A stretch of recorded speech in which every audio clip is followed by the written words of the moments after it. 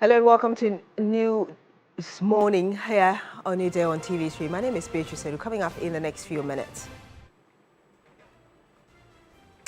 The Supreme Court rules that public officers must declare assets before taking office, stating that current 6 months grace period is unconstitutional. Also on the program, Health Facilities Regulatory Agency, HEFRA, shut 60 facilities on crackdown on substandard healthcare facilities continue across Ghana.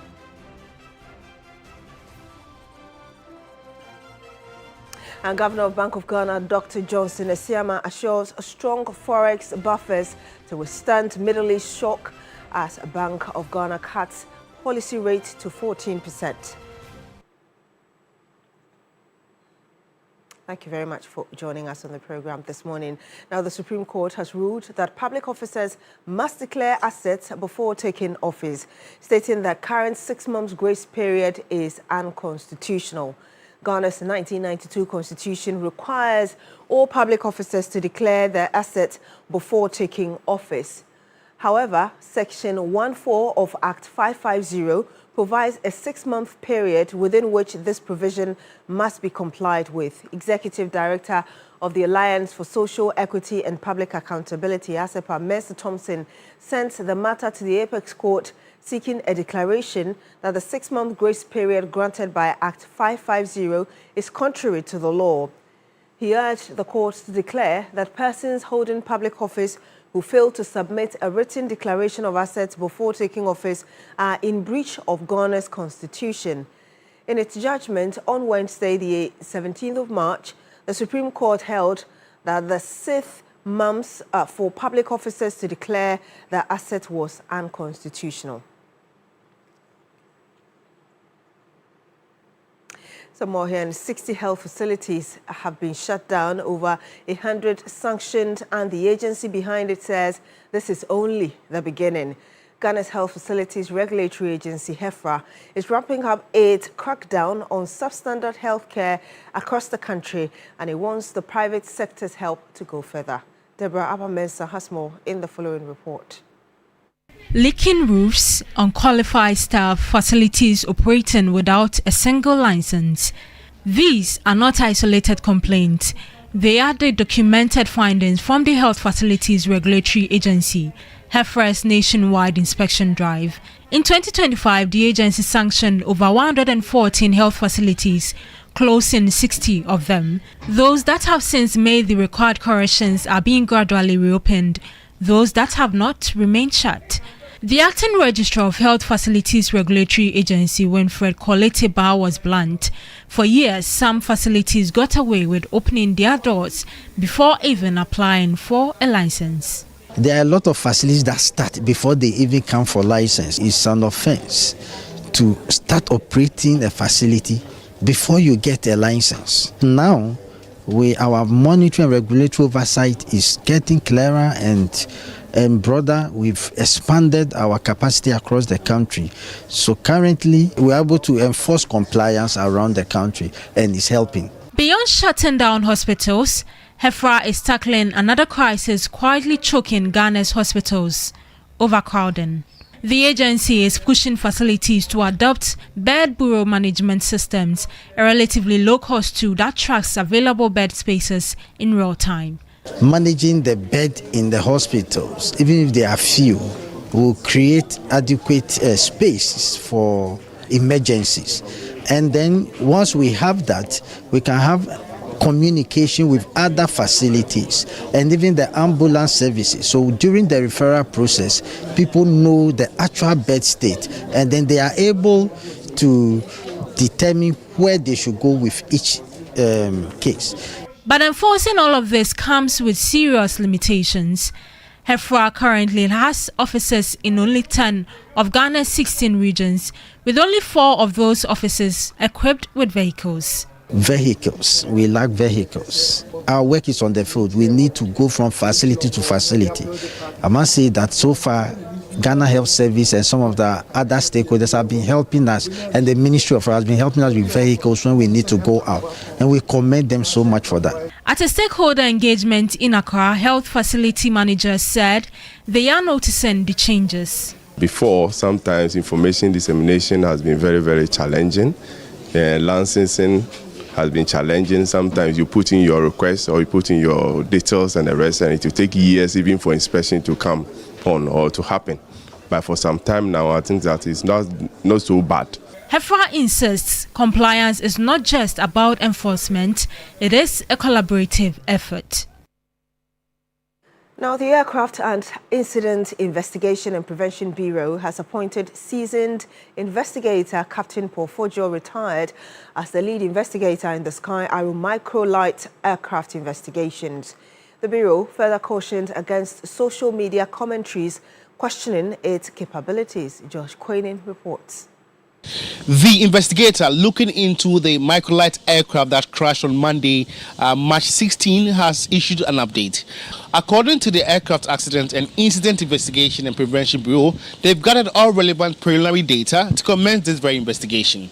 But they say it is too early to ask for timelines. We have up to a month. If we are not able to finish, then we'll get the general public know that this is how far we have gone. By investigation, we don't have time limit for investigation. It's just that after a month, you come to tell the public what you have done so far. The Bureau also cautioned against social media commentaries relating to aircraft accidents in the country. The social commentators, things that they do, they should please tone it down, reach out to us if they need anything, because we have all that it takes to do this. We are in charge, and we have what it takes to do that. Meanwhile, the Bureau has appointed seasoned investigator Captain Paul Fojo, retired, as the lead investigator in this very case. Josh Quainin, TV3 News, AIB Ghana, Accra. The Chief Executive Officer of the Ghana Cocoa Board, Dr. Randy Abe, has defended the government's current cocoa pricing policy amid ongoing public debate about farmer payment and sector financing. Speaking on the sidelines of a recent event, Dr. Abe dismissed claims that cocoa producer prices will be reduced, insisting that farmers remain protected despite financial pressures. Dr. Randy Abe pointed to decisions made as far back as 2017 when the country maintained cocoa prices despite a global downturn by issuing cocoa bills to finance the sector.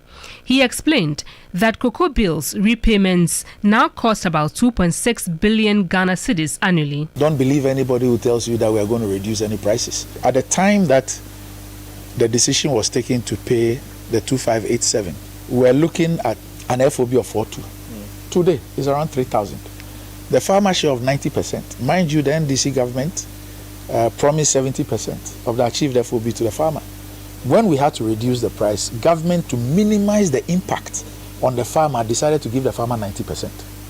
Today, that 90% represents about 130%. And so government is subsidizing the cocoa farmer, because government is paying the cocoa farmer $3,870 per ton when it is sold for $3,000. So how does anybody go around to create the impression that this is a government that is insensitive, does not appreciate the farmer, does not want to burden share with the farmer? Still on cocoa, Ghana has achieved a major milestone on the global cocoa stage, as 3 local farmers have won top honors at an international cocoa excellence competition held in Amsterdam. Among these 3 Ghanaian farmers, Isaac Yampong, Isaac Esilfi Darko, and Otukabo David, secured gold and 2 silver recognitions.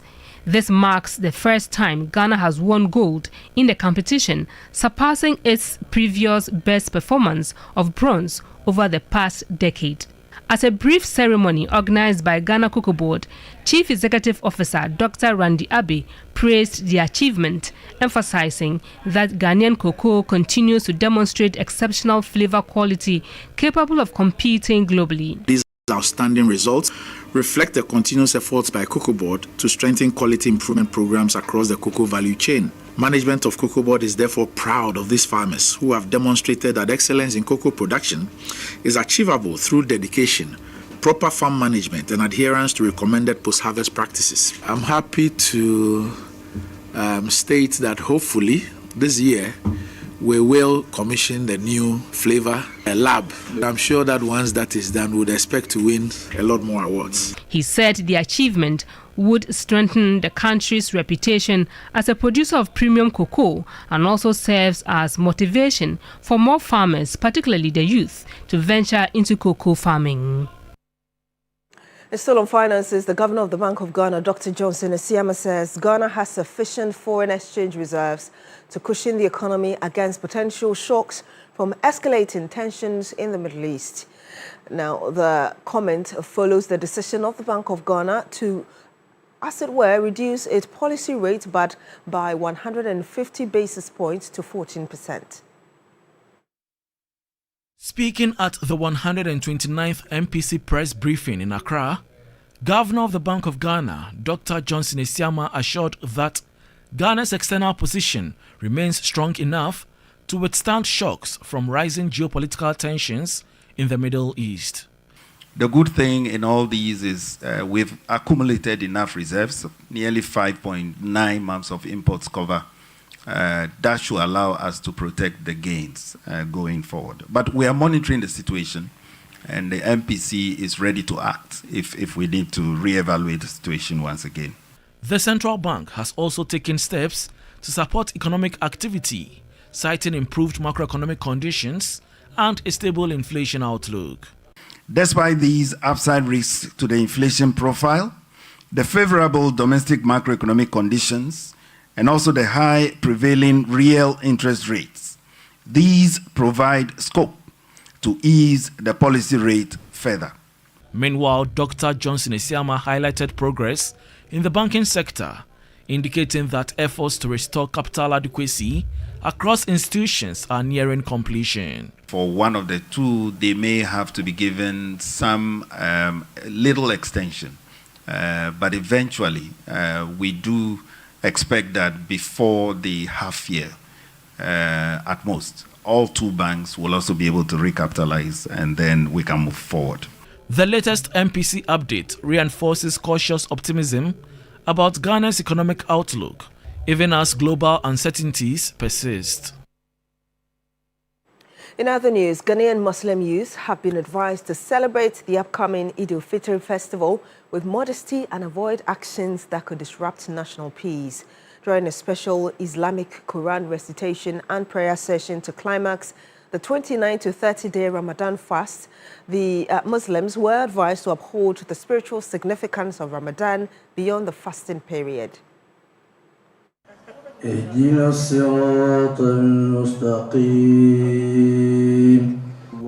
Ramadan is the holiest month in the Islamic calendar, primarily because it marks the period when the Holy Quran was first revealed to Prophet Muhammad.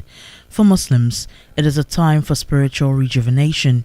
By fasting from dawn to sunset, Muslims build self-discipline and increase devotion to Almighty Allah.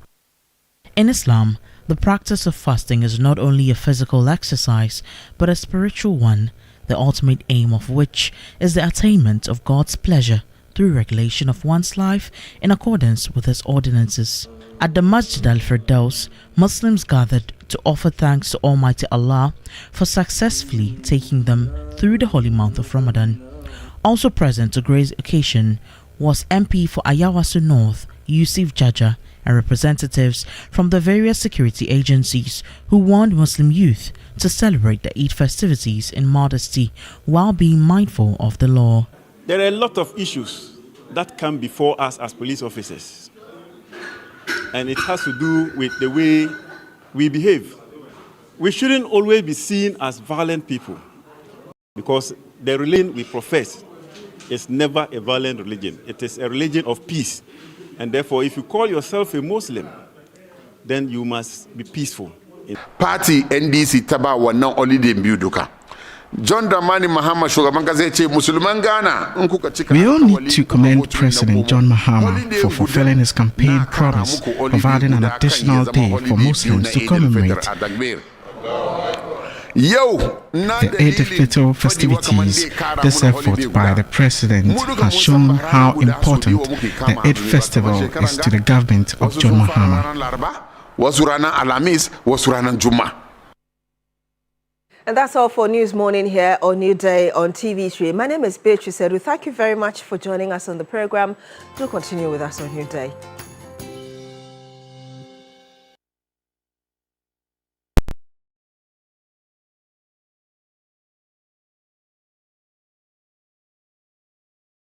Welcome to NLA 590 Mobile.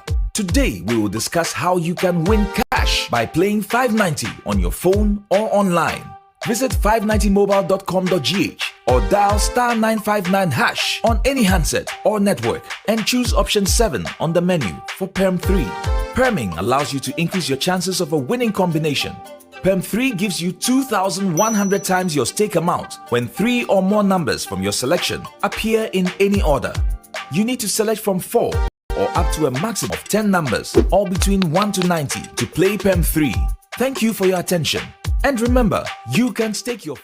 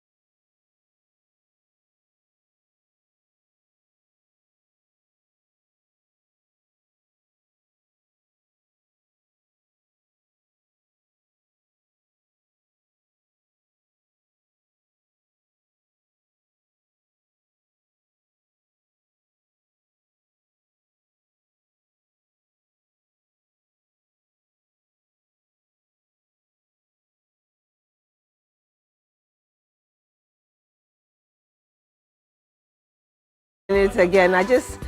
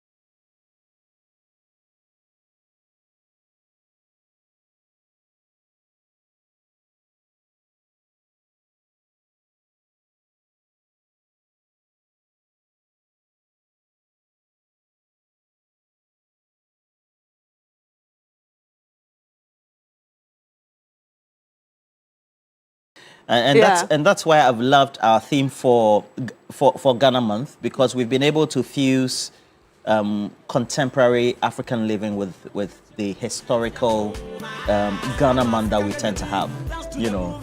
So, but let me say good morning to all of you who have joined us. Pai Fianco, you work with engineers and planners. You know, engineers and planners, they are likely to take over the Damang mines as well. And that process started from 2023, 2024 within the Akufo-Addo era as well. And culminating, seeing Ibrahim Mahama become one of the leading mining magnates in Ghana is also a good thing, as well as the rest of Africa. Chairman Prosper Greatman, wishing all the best for the day as well. And then Chairman Godwin Tamaklo. Edmond Combat works with the Tema Oil Refinery, and everybody all tend to watch us. We're grateful. Dr. Juliet Yayira Tenge. I requested for African Girls. Yes. African Girls. Music. And then we're just doing a recall on a Thursday where we tend to do a lot of throwback as well. I mean, not to spite anybody, but Ghana music is just on top. You know, and we have some latest ones as well. You know, Kiddy has a new one called Babylon. Kiddy has a new one. Okay. That's nice. Great music. You should listen to it. I would like to listen to that one. But for me, I'm looking forward to the Telecel Ghana Music Awards. It's and I've seen the nominations. Topmost we have Black Sheriff with his album as well, and then we have Torture with Stoneboy as well. And so they are the two topmost rounds. I wish that Shatawale was in there. It would have been even sweetest. Yesterday I was seeing an article about, I think, 4 names that are missing from the nomination. Yeah, Shatawale should have been in there, because Shatta is just so great. You know, Shatawale, SM for life, and his fans, you know. he's just but that's awesome. A tough one. I mean, Black Sheriff and Stoneboy. I don't know whether we can get the nominations. Not to make it too entertainment and morning, but also, But welcome once again. What are you discussing for big issues? It's the Intelligent Women's Day. So what are you discussing? Well, this morning we'll be talking about the demand by the minority. What are they demanding? I haven't been monitoring. I've been a bit under the weather. I had a bit of typhoid, so I'm trying to recover. Yes. Okay, sorry. So what are they saying? The members are asking the government to scrap the 1 cedi, what we call Doomso levy. The 1 cedi per litre. Yep. Okay. Yes. So they're asking because the they say that prices are rising and Ghanaians need to feel relieved, and we shouldn't overburden Ghanaians. So we'll be looking into that. But a fewer day like this, but it's still better pass first. Actually, the fewer you increase more. Oh no, but it's still better pass first.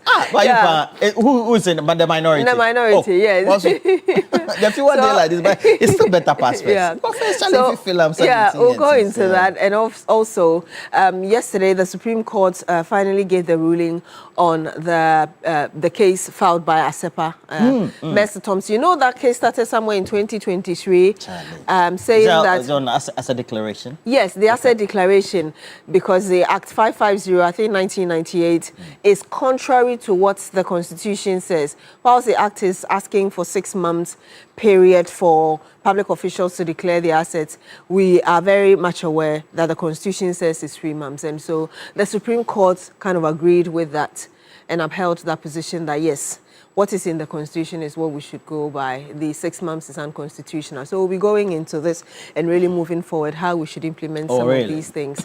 So get politicians or public officials to declare the assets within the stipulated time. So we know that, okay, so they're supposed to do the declaration as they make entry into office or before? As you make entry, you know, when you look at the Constitution itself, it talks about the periods. When you enter within 3 months, and then I think after 4 years, you need to also look at it as well. So at least it brings some sort of transparency so that, for instance, if you have a 5-bedroom house, you know, you have about 5 of them spread across the country and you become a politician, I don't later get to accuse you that, yes, you acquired them when you became a politician. Or you had just one, and by the time 3 years was over, you had 5. So you're discussing that. I think that'll be fine. Yesterday, too, I saw an outcome of a news content about rent. And I think the president commented about it. Yes, you know. That landlords are supposed to make sure. Is it 6 months? 6 months. You shouldn't go beyond 6 months. Yes. Oh, so if you're the landlord or said landlady, that you report landlords who take more than 6 months. Yes. Okay. I think we should do that for this morning. Yeah, the conversation has been going on for some time because there was a rent official who said that if landlords refused the card that was coming up, they could be prosecuted. And now to have the president speak about it, it means that that's something that the government is taking seriously.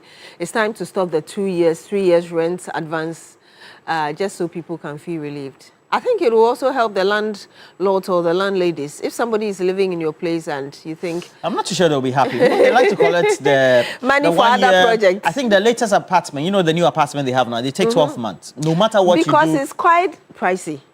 No. They want to make sure they increase it the next time. So they take 12 months. You know, but usually it's always 2 years. Yeah. 2 years. If you want to go 3 years, they say never. They say that because they want after 2 years. Yeah. You know, sometimes when you've lived with a landlord for a very long time, based on my experience, when they want to move you out, they just tell you that maybe their brother is coming from London. Yes. To come and stay in the house. So they're not going to renew the rent for you in a house that you've stayed in for 3-4 years. Yes. Yeah. And or I think sometimes they will say we are looking at further development of this area, so we need to demolish it. Anyway, so we'll be discussing that for our this morning segment, for which we're going to pose a question. But please get interactive with us. We have TV3 Ghana. That's where we're interacting on, and then we're streaming the live as well. So join us for that conversation. And I would love to watch the ladies, intelligent as they are, discussing these very important VIX matters with Beatrice Edu. In the meantime, before we go for that segment, this morning segment, it's your birthday. Wayloma Jinku, you're 10 years today, and your auntie Elizabeth Antonio, and Elizabeth Ablanto, good morning to you as well, says the niece, that would be Waylom Ajinku. You're celebrating your birthday today. Happy birthday to you. 10 years. 10 years is no mean.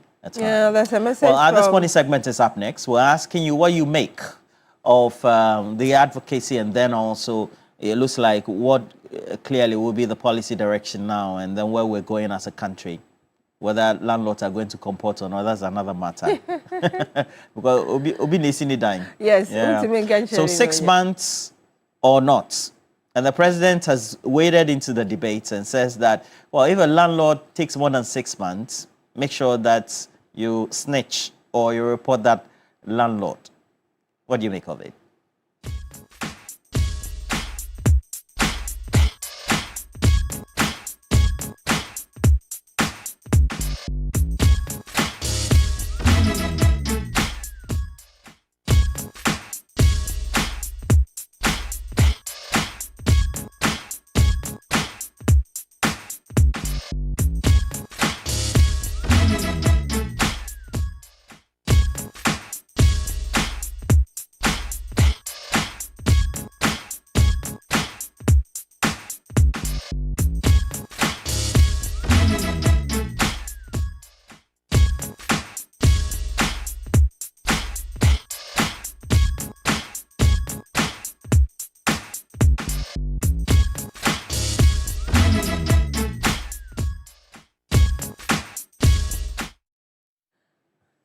And you're still here on Newday on TV3. You're welcome to the This Morning segment. And this morning, our question to you is what you make of the seeming new direction for us that landlords are not supposed to be taking more than 6 months of rent.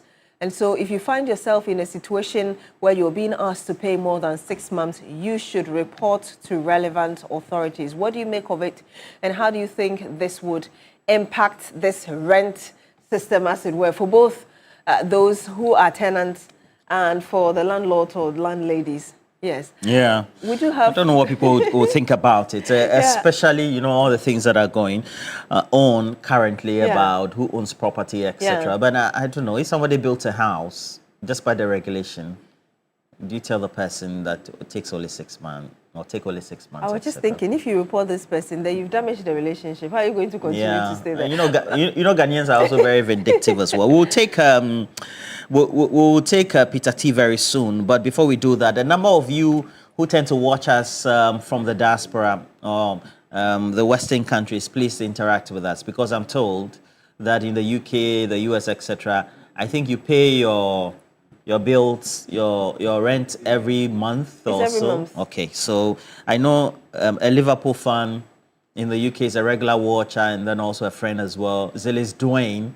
what do you make of this? Money, and then also Prince Anaya York, this rental issue. Please make sure that you touch base with us and let us know what you think.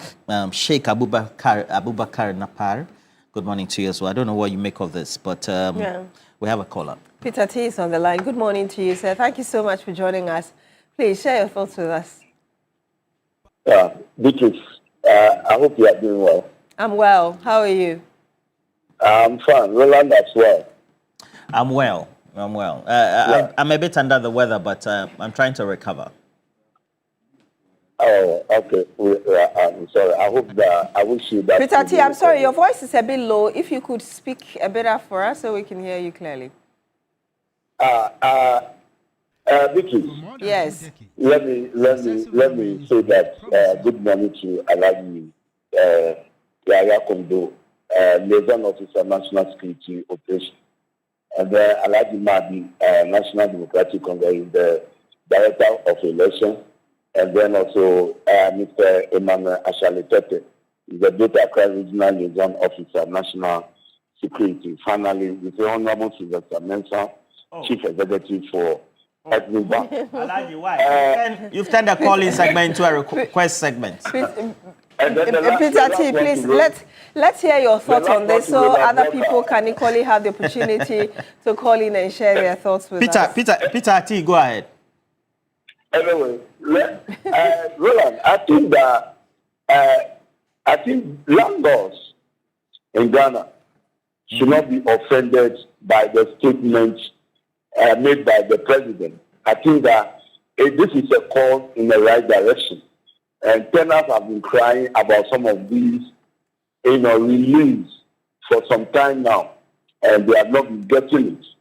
So let's hope that there will be proper utilization of this law so that it will put some relief on the tenants, as I said from the beginning. Because, we need to get justice within the confines of the law, especially the procedures of the law. And these are some of the areas that we have to take good close look at. And we have to say kudos to the president, because since he came, he assumed power. I think that he has done a lot for Ghanaians together with his government. And these laws must also be seen as another propagating law by all the media landscape, especially TV3. While the president is coming with some of these directives, we must also help so that at least there can be some good, time for everybody to be released from some, So let me say kudos to the president, and then kudos to also TV3. You guys are doing very, very well. Today you have made Ghana one of the best, media nations in the world. And we say thank you very much, because you go far. Sometimes you travel to Saudi Arabia, you travel to Equatorial Guinea, you can get to the train, and you feel relaxed. Thank you very much. Thank you. Peter, when did you go to Equatorial Guinea and Saudi Arabia? Oh, yeah. Why not? I said, when did you go there? Didn't hear the question. Peter T. I traveled to Saudi Arabia. I said, when did you go to Equatorial Guinea and Saudi Arabia? When? Pardon? Okay, later. Peter T. Yeah. All right, so we have a couple of comments already coming through. Sheikh Abubakar in Paris says, Ramadan Mubarak to all Muslims as they approach Eid Fitr. And I think landlords will not be comfortable with this new development, especially those who have invested a lot to make sure they recoup their investment. And there should be also proper consultation and stakeholder engagement with them to enable them have a buy-in of the policy. Otherwise, those who will be suffering will be ordinary Ghanaians who need to rent property to live in. Yeah. Very interesting. There's a message from Prince Henry Kofodia. Says, good morning. You're looking magnificent. Regards to Roland and the entire team. Greetings to Chief of Staff Julius Deborah. He didn't give us his thoughts on this, but we do have David on the line. Good morning to you, David. Thank you so much for joining us. Please tell us where you're calling us from. Good morning. Yes, good morning. Yeah, I'm calling from Abo in the Volta region. Okay, yes, sir. Yeah, good morning to you and Roland. Good morning. Good morning. I just wanted to contribute to the program by saying that the president's statement is in the right direction. But what I wanted to say is that the president is not going to stay in our rented apartments with our landlords with us, okay? So, but like when we destroy the relationship by reporting our landlords or landladies, how are we going to manage the relationships? Yeah. Like if they decide that we won't stay in the house, what would the president do about that one? Are you getting my point? So some of these things, it should just be some kind of negotiation between you and your landlord, so that good relationship will be there. I think on the same breath, I think this suggestion though, I think TV3 should also, in the same vein, bring up the issue, the statement the president made concerning the Galamsey, okay, that his own people are also involved in it. The issue of Galamsey is very important to us, regardless where you are in Ghana. So I think it should be added to the topic this morning so that people will contribute to it. Thank you so much. Thank you so much. Where did you say you were calling from? Volta region. Abo Chairman. Oh, okay. That's Akachi Abo. Akachi Abo. All right. Wishing you all the best of the morning. And Lawson Jandu, good morning to you as well for watching as always. And this one is coming from Kofi Kwating Amanin Kukro.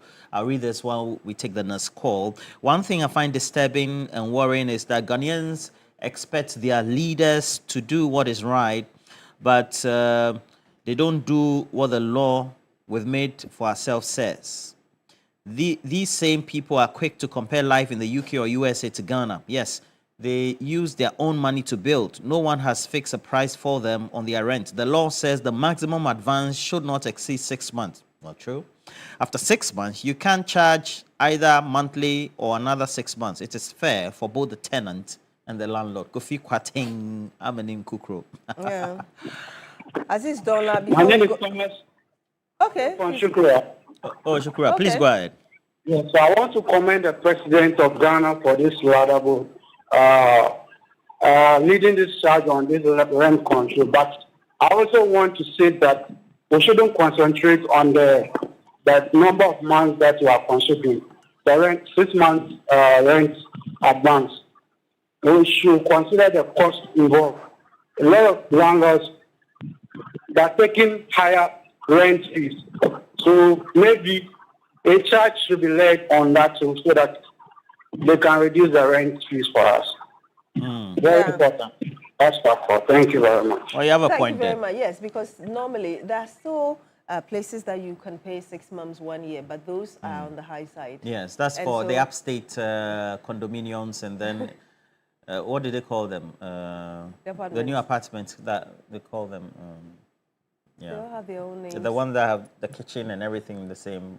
Yeah, the self-contained. Yeah, there's a mention. Yeah, there's a word for it. I know what you're trying to say. Aziz Dolawa says, landlords in Ashaman will boot you out if you report.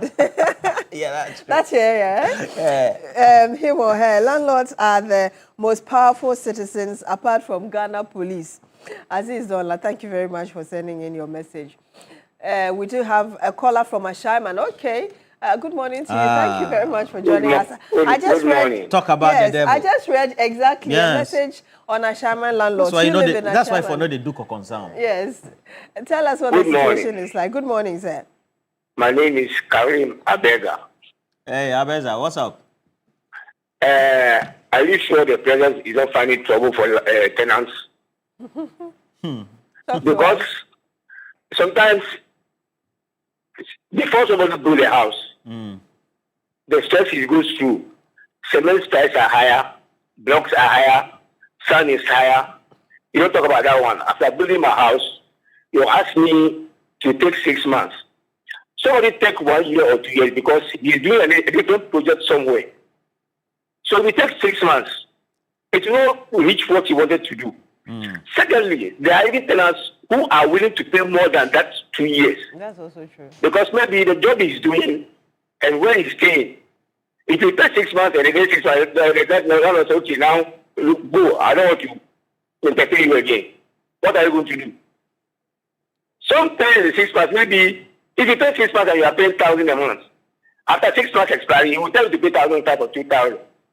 What are you going to do? But if you pay 1,006 for 2 years, even if there's increment, it will not affect you. Yes, so sometimes if you want to tell a landlord that, okay, take 6 months, don't take 1 year, this is my house. The government didn't build the house for me. So this will bring a lot of problem between landlords and tenants if they don't take care. That's my contribution. In Ashama, we don't do that too.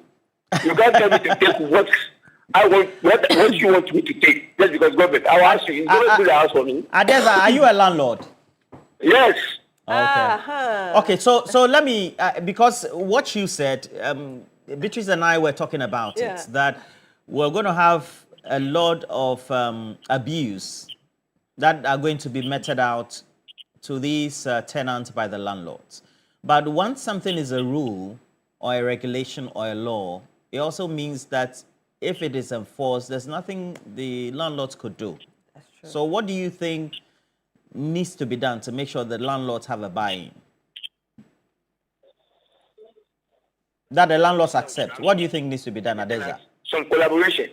Look, government is building affordable houses. Even the one you said affordable, they are even higher. Nobody can even rent it. Well, that's true. And then somebody gets his maybe 2 or 4 room in Ashama, and you are telling him to take 6 months, only 6 months. He will tell you, okay, I will not do it again, so you go. Yeah. What is the tenant going to do? You'll be roaming Ashama, and nobody is going to accommodate you. Yeah, and I know Ashama very well. You're going to... Yeah, Charlie. Okay, Charlie. So Adeza. Yes. I wish you the best of the Ramadan as you wrap up, okay? It's okay. Thank you, sir. And so let me read this before we go to Alhaji Bino Yorubo Shele, who is calling us from Savalugu. And this one is coming from a great friend of mine, works with the GIPC, had been a strong media personality and a producer as well. Famous Achichogbi, good morning to you, Famous. Says, simple logic, 5K, that would be 5,000 Ghana cedis for 6 months rent or 2,000 Ghana cedis for 2 years rent. That's what landlords will start doing. They'll give you the options. He continues, how do you regulate the pricing? You can mention, so he said that. So, and then also, I have this one from Cephas. Good morning to Cephas. Says that President Mahama wants us to do the right thing. It is not about negotiating with the landlord. It is about what the law says. We have all been crying about exhortation or rent advance. That will be exhorting the rent in advance, for which many of the tenants have not been able to afford, and it's been a big problem. Now, it's all about regulations and the law. That's Zilla's doing. We pay monthly right here in the UK. Zilla's doing, UK. Yes, Liverpool Fund. You never walk alone. You can be sure of the price. So I agree with A number of you sending us your messages about, okay, they can go 6 months, but they will tell you how much they are going to charge in 6 months. You're going to have to be paying more. Alhaji's on the line. Yes, Alhaji, good morning to you, sir. Thank you so much for joining us. Yeah, hello, Beatrice. Hi, Alhaji. Hello, Beatrice. How are you? Very well, thank you, Alhaji. How are you this morning? Oh, fine. Rola, that's what. Oh, Tabia Wola. Tabia. Gombian. Kakukiti Obiola. She's fine as well. Okay. No. Let me send my greeting to Alhaji Alasan and Shamima Muslim and Chairman of Fostu Ampofo and my municipal chief executive in Alasan Parliament, Dr. Abukar Wumbi and Zebra. Yesterday is my day. Do you know that? Oh, happy birthday to you, Alhaji. Not birthday. Okay. Yesterday. I really enjoy Liverpool and Galatasaray. I'm a strong Liverpool fan. Do you know that? Okay. Oh, I didn't know that. That's why you never walk alone. Yeah, we never walk alone. Because Liverpool proved that we never walk alone. Okay. When Galatasaray win 1-0, we have been waiting they should come to the Anfield and we will beat them like how we beat them.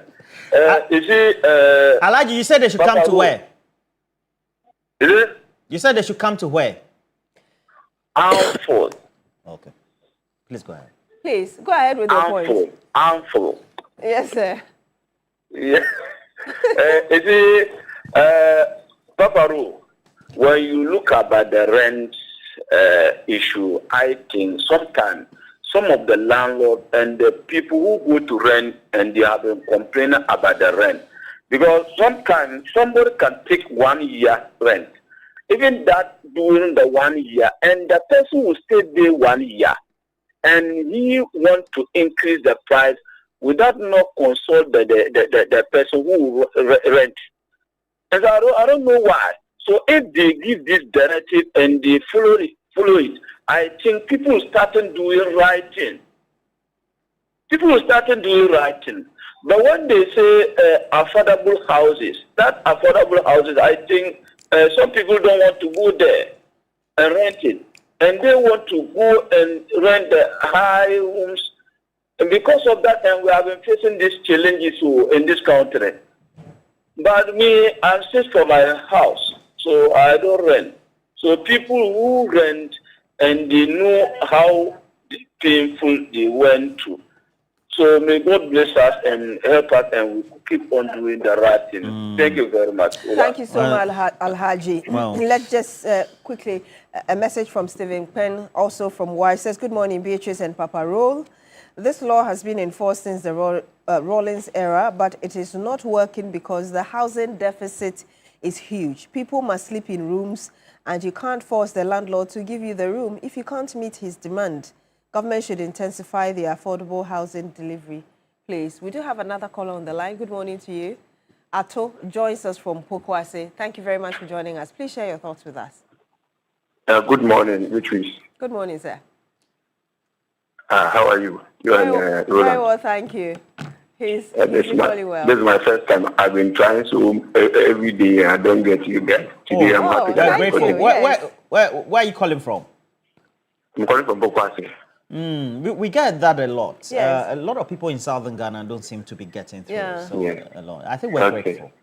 Thank you.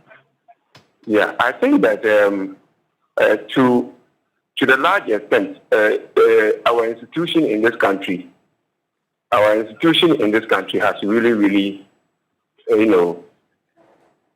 have really failed us. Because if institutions who are supposed to supervise all these things, the rent issues, I'm sure we will not come to this point where the president has to come in. Because the institutions as like rent control have been mandated to supervise all these rent issues in this country. Why have we come to this point? And I think that it goes to, to the point where all of us are complaining about corruption. Sometimes a tenant will have an issue, will go on a report to the rent control. And then the landlord will pass back and go and see this same rent control people. And then the issue that you sent to the rent control, instead of for them to be able to look into it and ascertain where the problem is, you realize that what do you call it?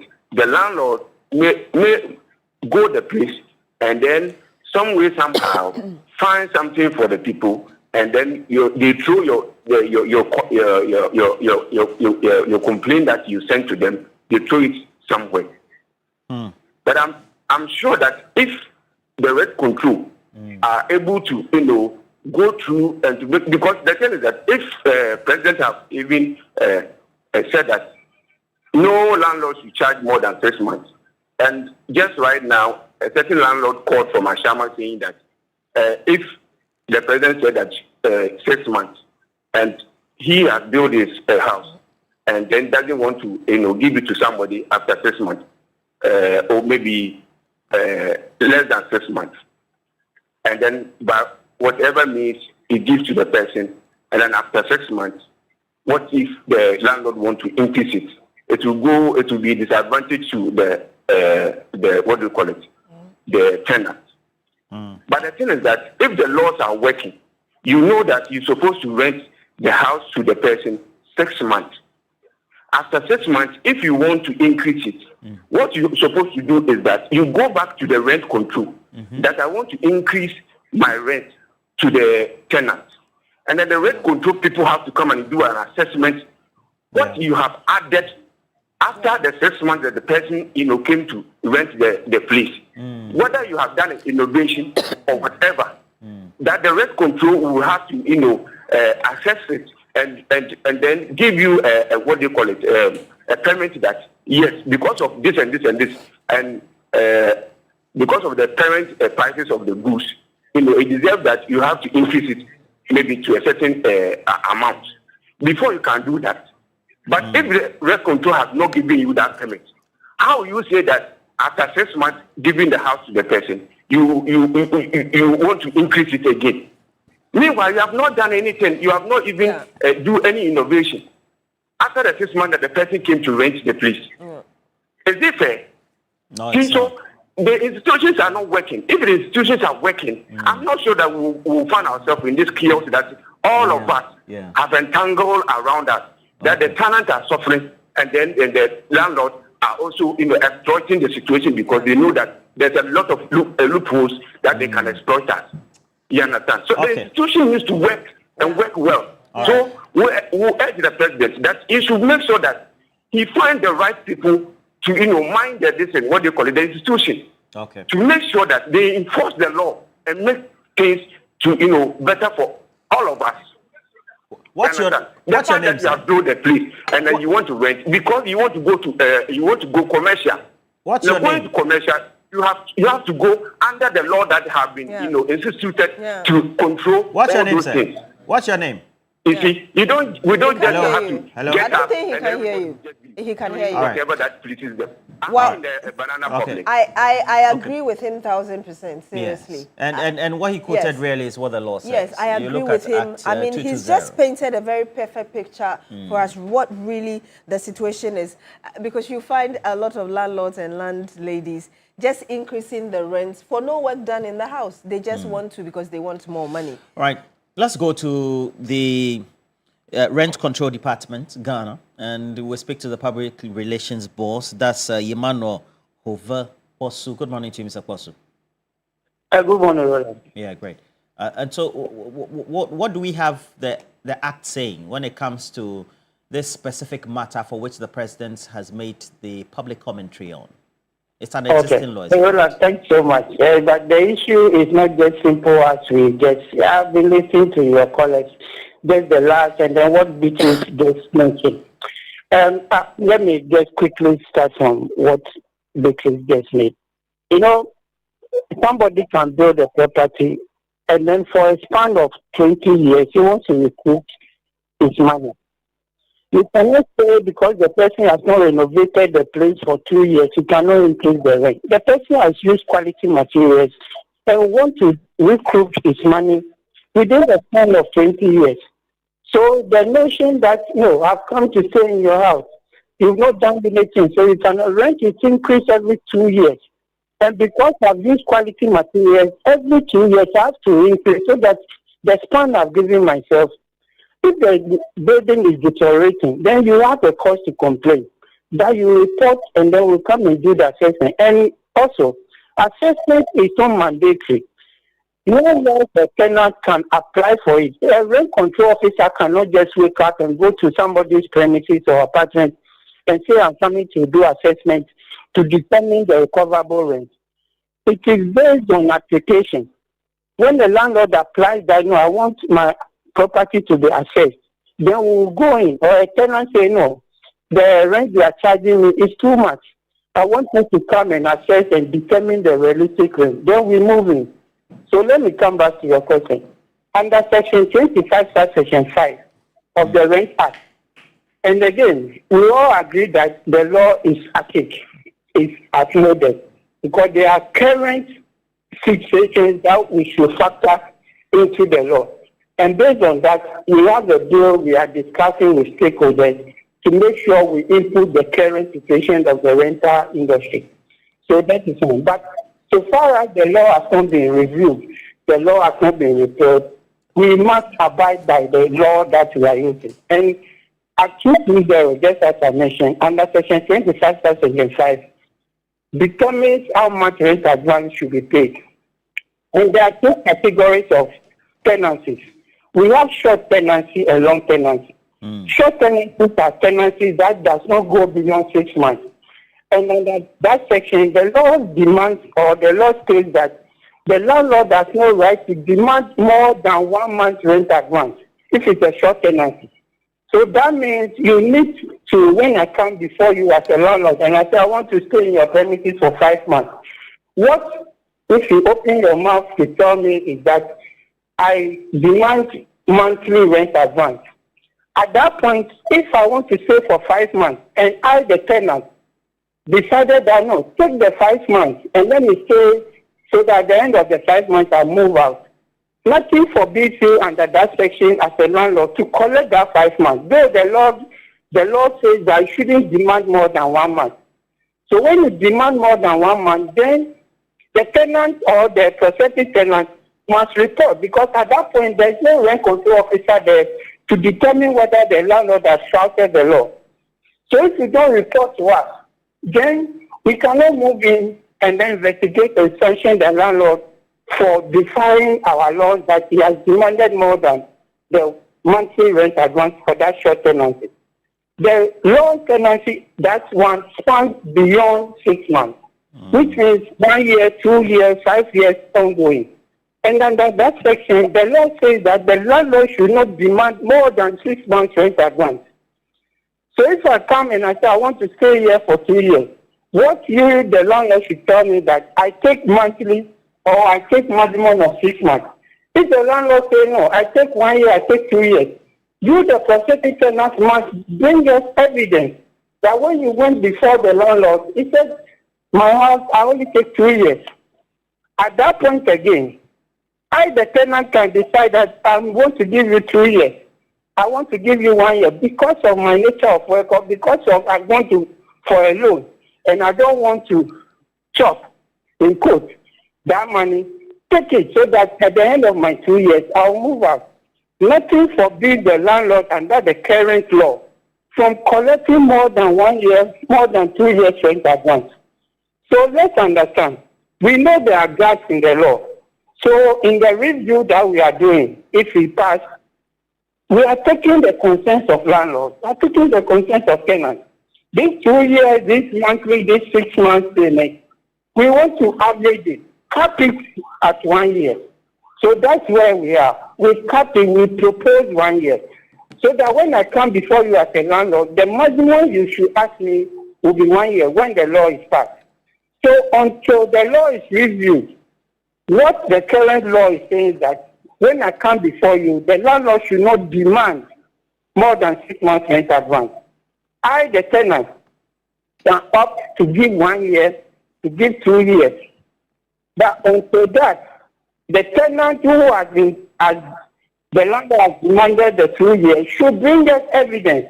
Because I'm stating it again that we are not there. We were not there when we were negotiating. So this is where the law is.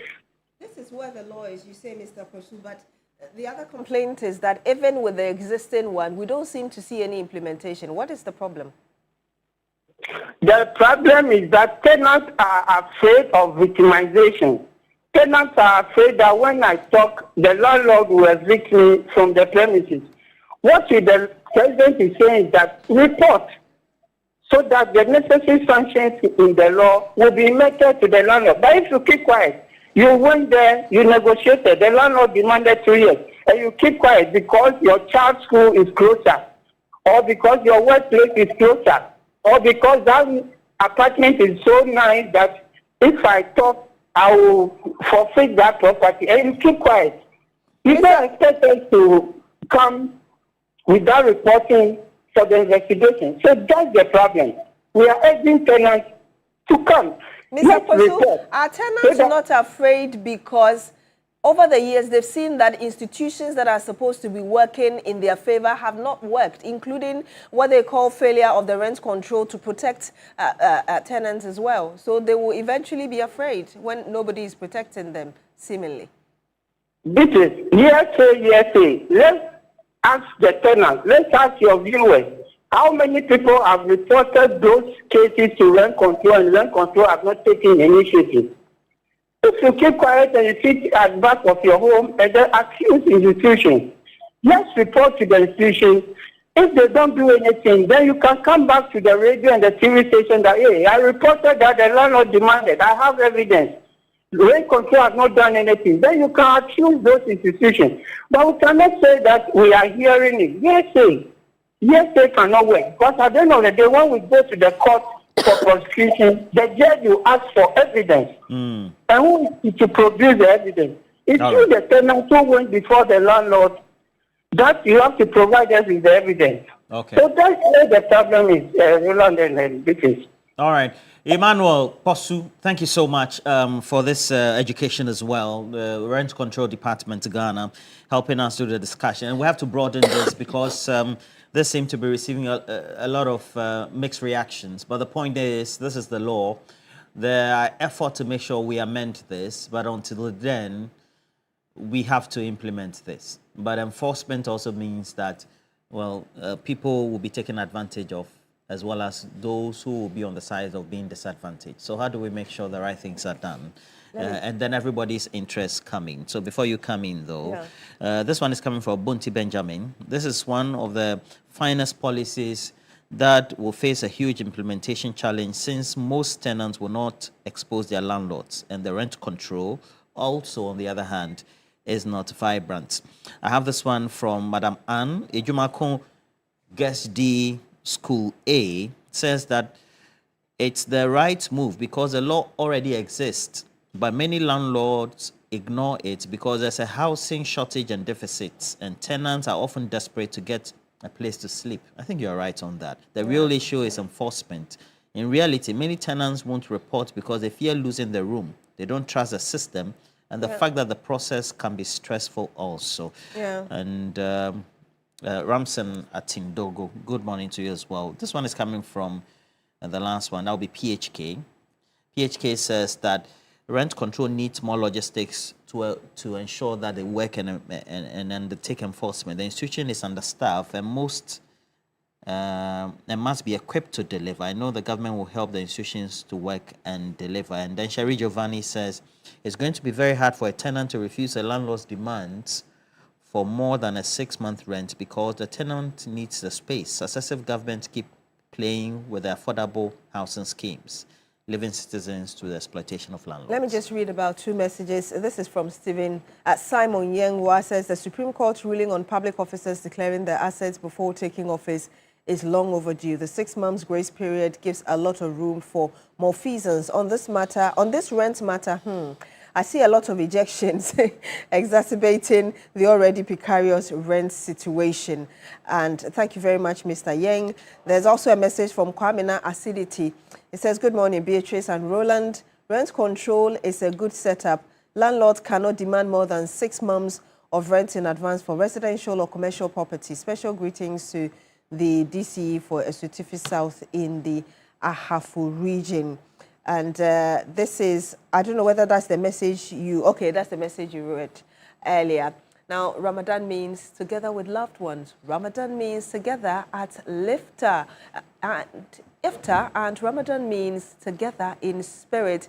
And Ramadan means together with Lipton. This season, make every moment better with a warm cup of Lipton Yellow Label tea brewed with love and served with a smile. So share more meals, check up on more loved ones, and spend more time in reflection and conversation. Yes, this Ramadan, do more with a cup of Lipton, because tea is for togetherness. And you saw Roland drinking Lipton earlier. Yeah. Yes, and you're still here on TV3. When we come back, we'll bring you the big issue and some more. Do stay with us.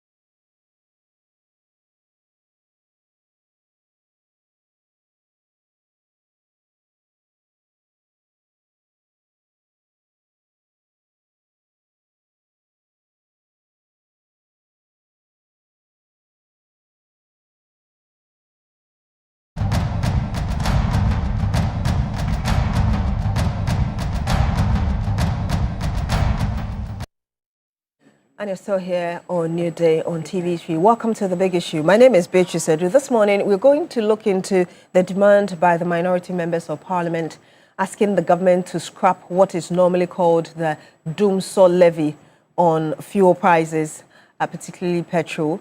And because the members are saying that things are getting harder, prices of things are escalating because of the tensions globally.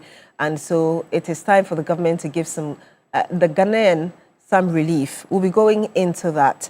And also, yesterday, there was a ruling by the Supreme Court on Act 550, which actually gave 6 months grace period, as it were, to public officials to declare their assets. That's contrary to what the Constitution says, the 1992 Constitution, which gives it 3 months. And so the Supreme Court said that the act is unconstitutional, or the 6 months is unconstitutional, and therefore upheld that petition sent to it by ASEPA. We'll be going into this as well and what this means for the country moving forward.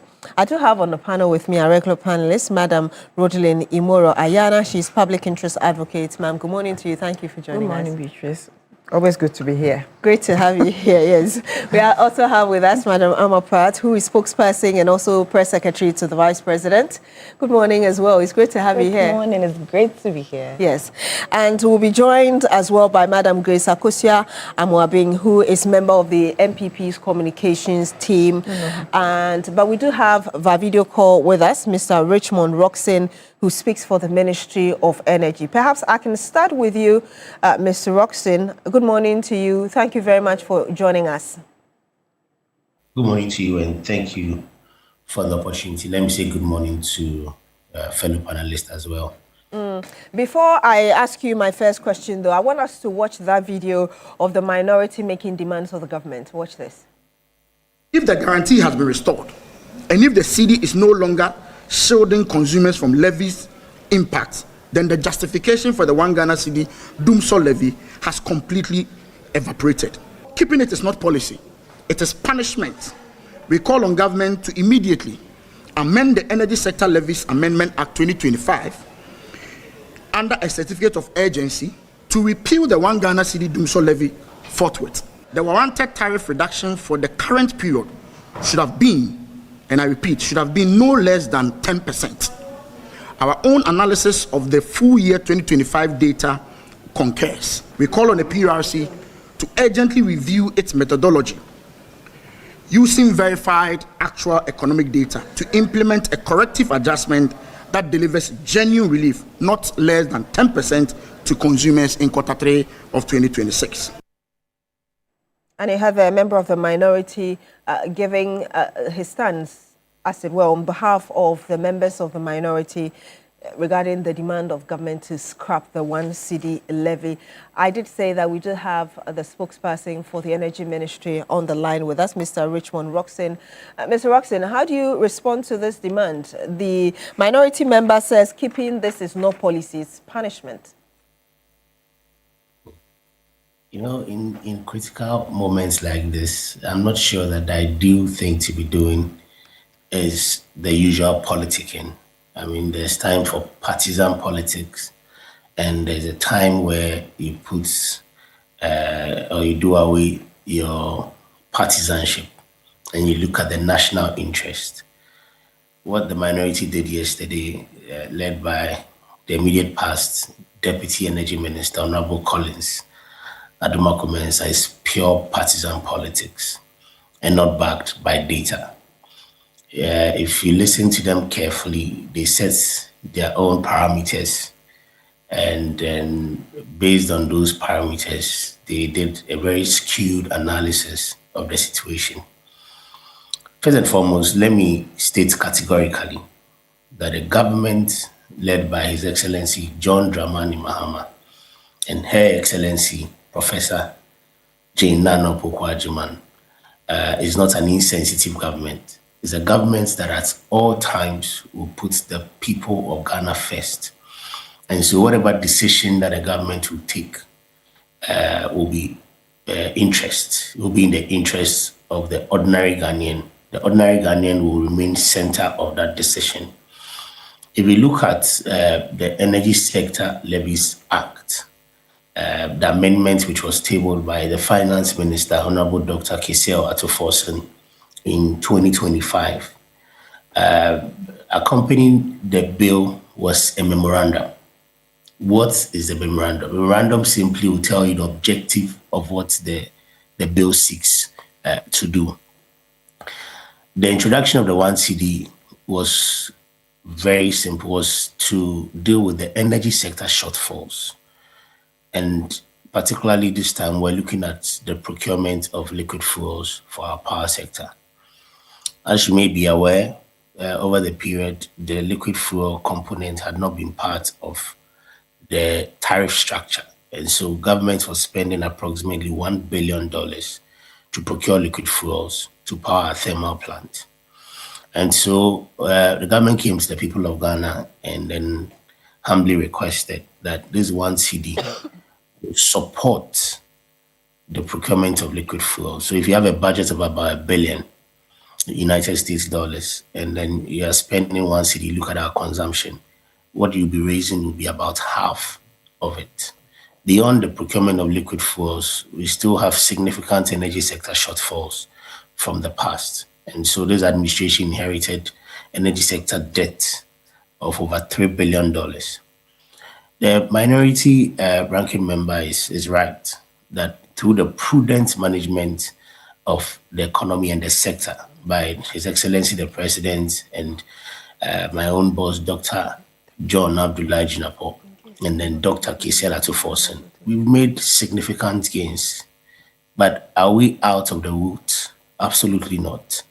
He makes the case that yes, last year, the government dealt with part of the legacy debt of $1.47 billion United States dollars, where $500 million of the World Bank guarantee had been restored.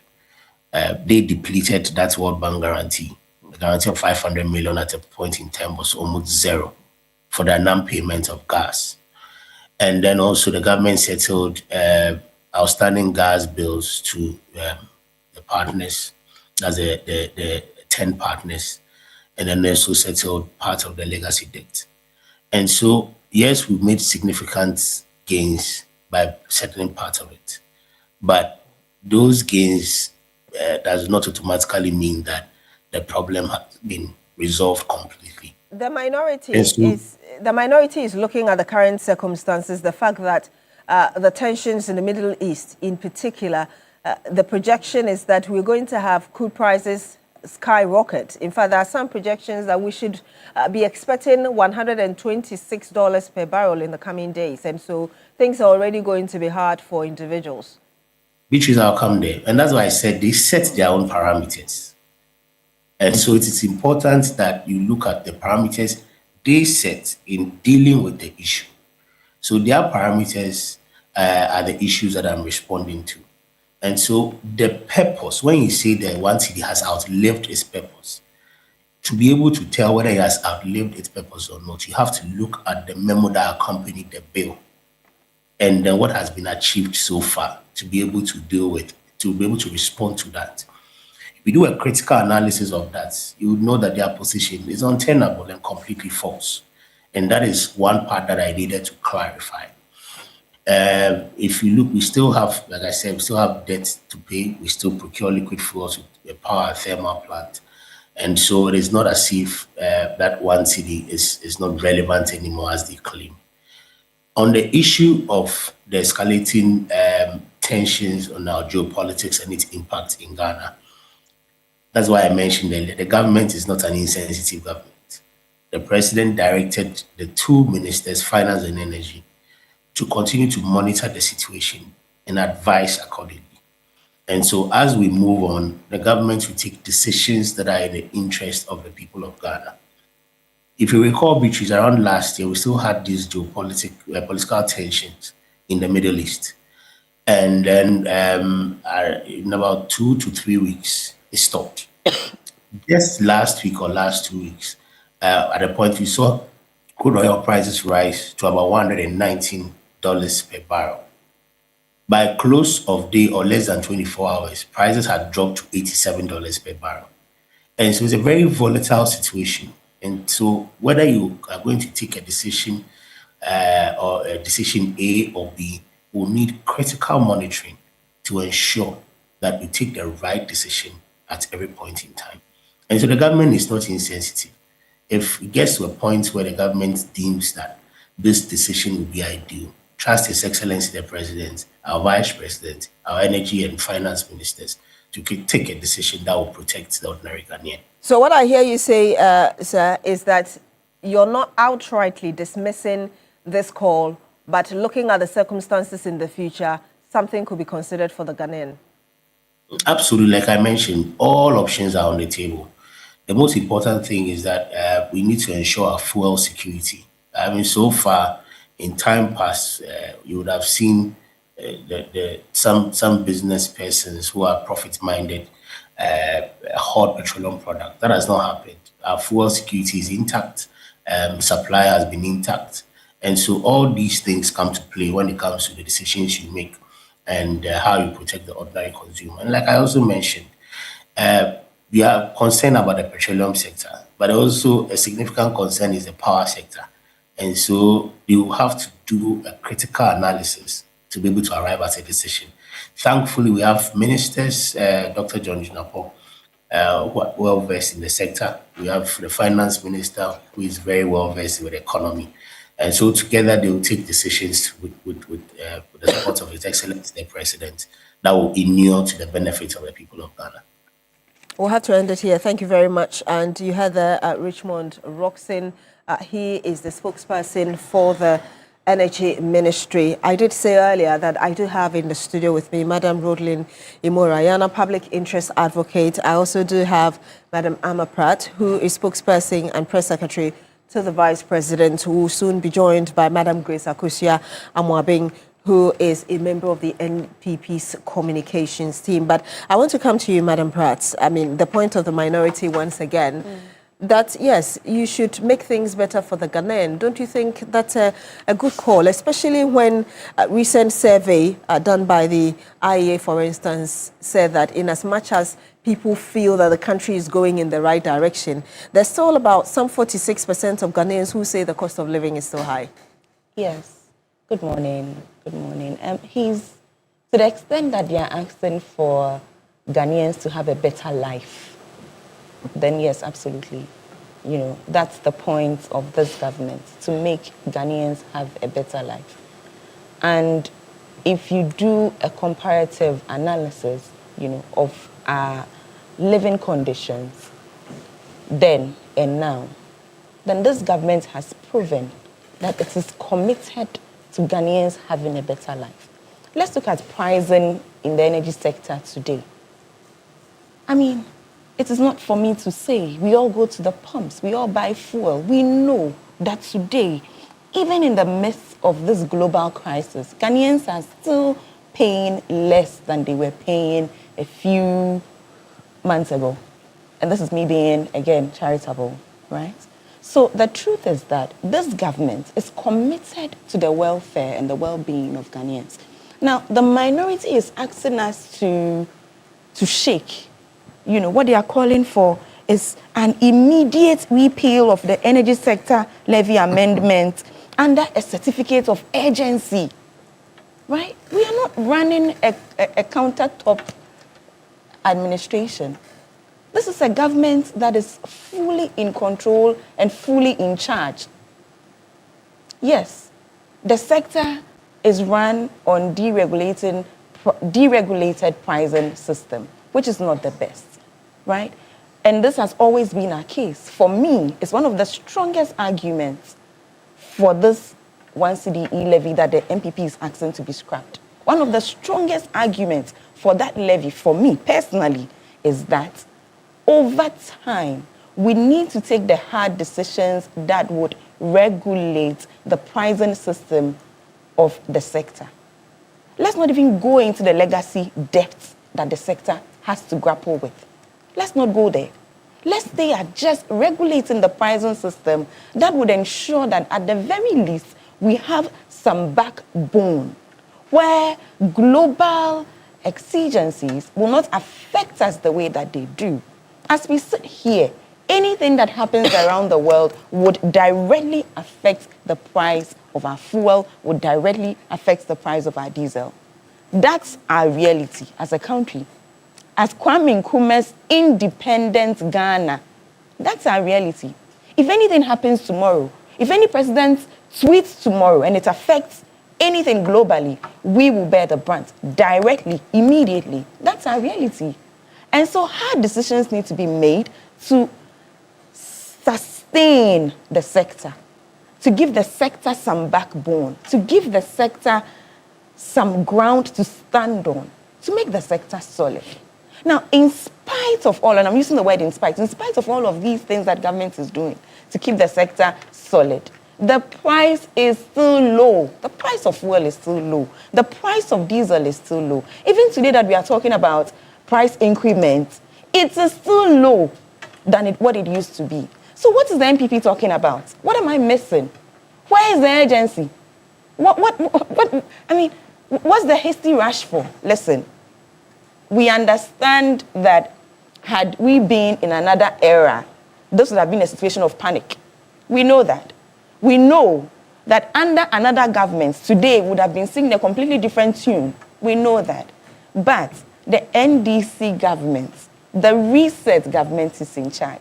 Please calm down. Everything is under control. There's no need to go repealing our laws under any certificate of urgency. There's no need to start shaking any tables. Let's calm down. Yes, we will be hit because as we sit here today, there's disrupted oil supply, which is affecting all the routes, which is ensuring that 20%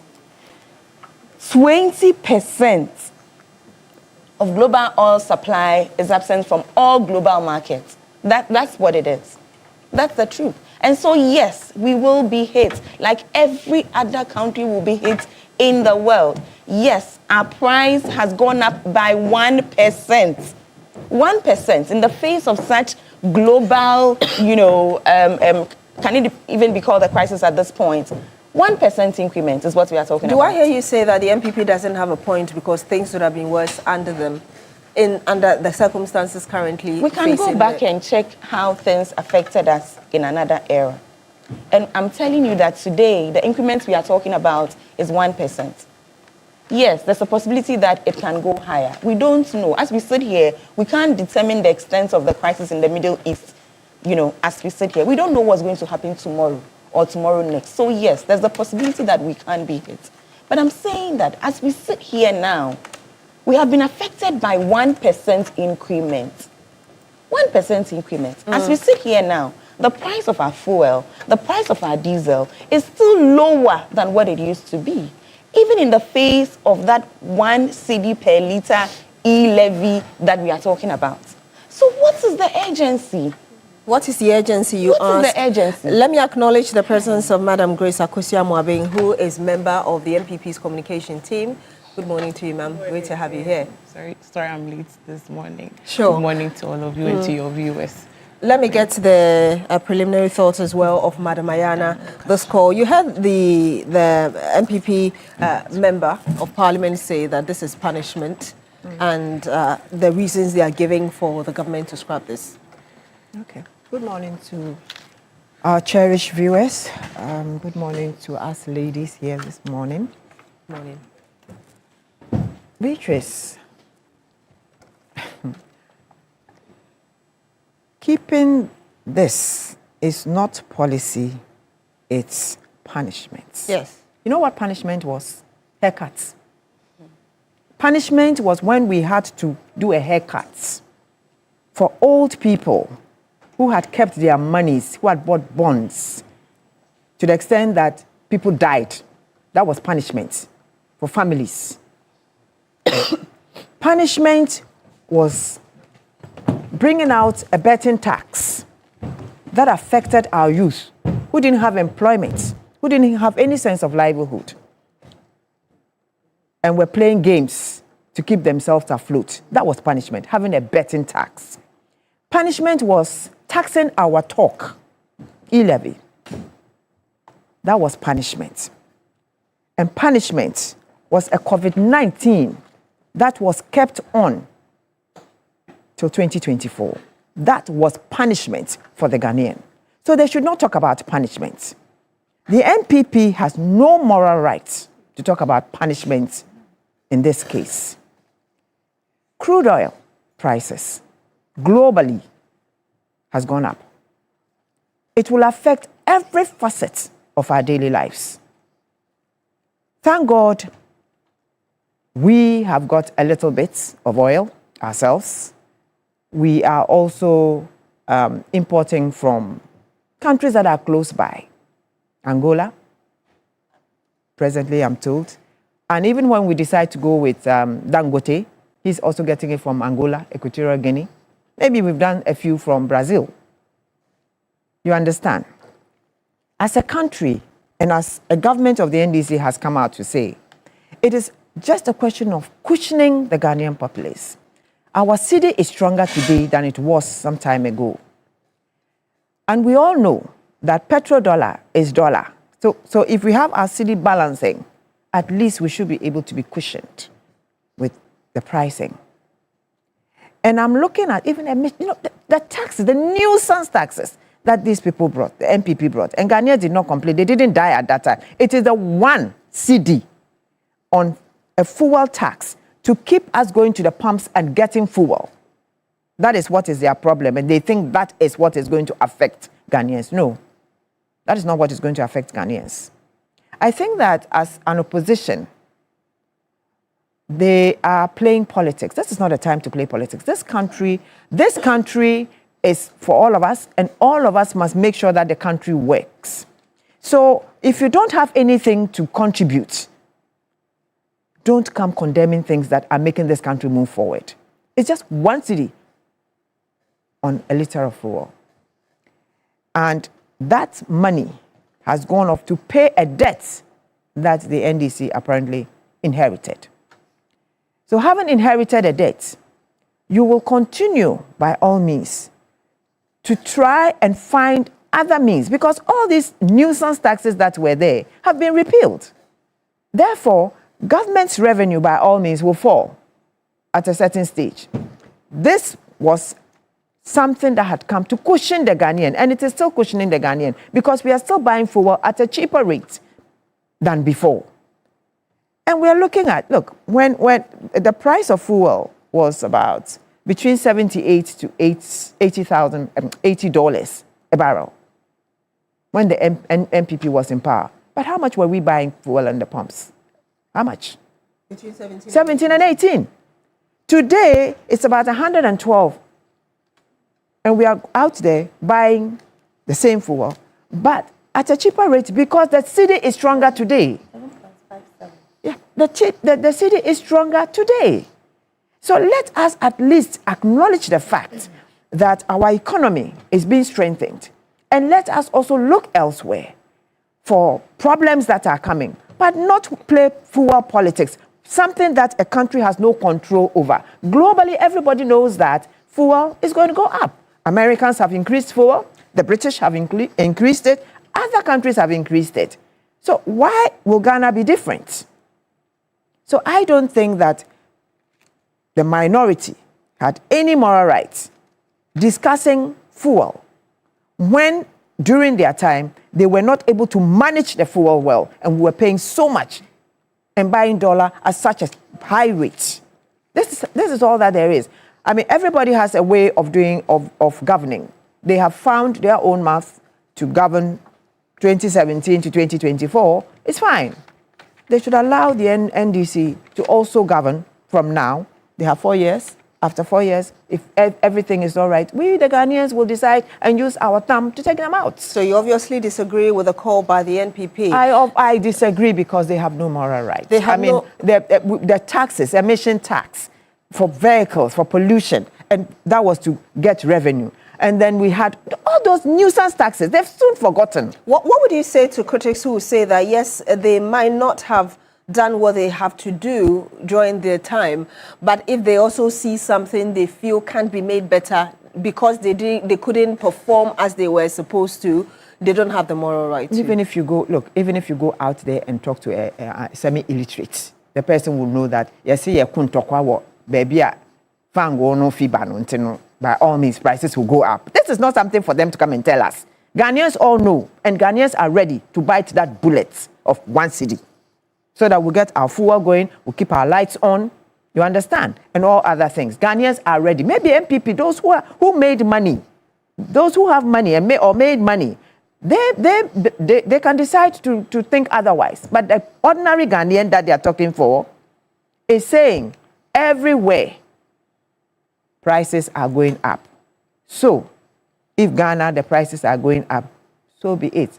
Apart from everything else, we are still getting our fuel at a reasonable price.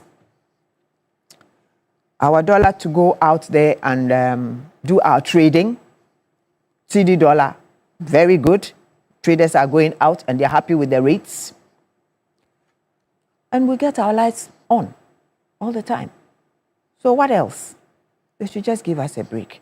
Find something else for us to talk about. I wish that the type of passion and vigor they've seemed to come out with these days concerning the cocoa, the way they handled the cocoa crisis, even when it was a global issue, they would use the same thing to bring back someone who gave us the haircuts.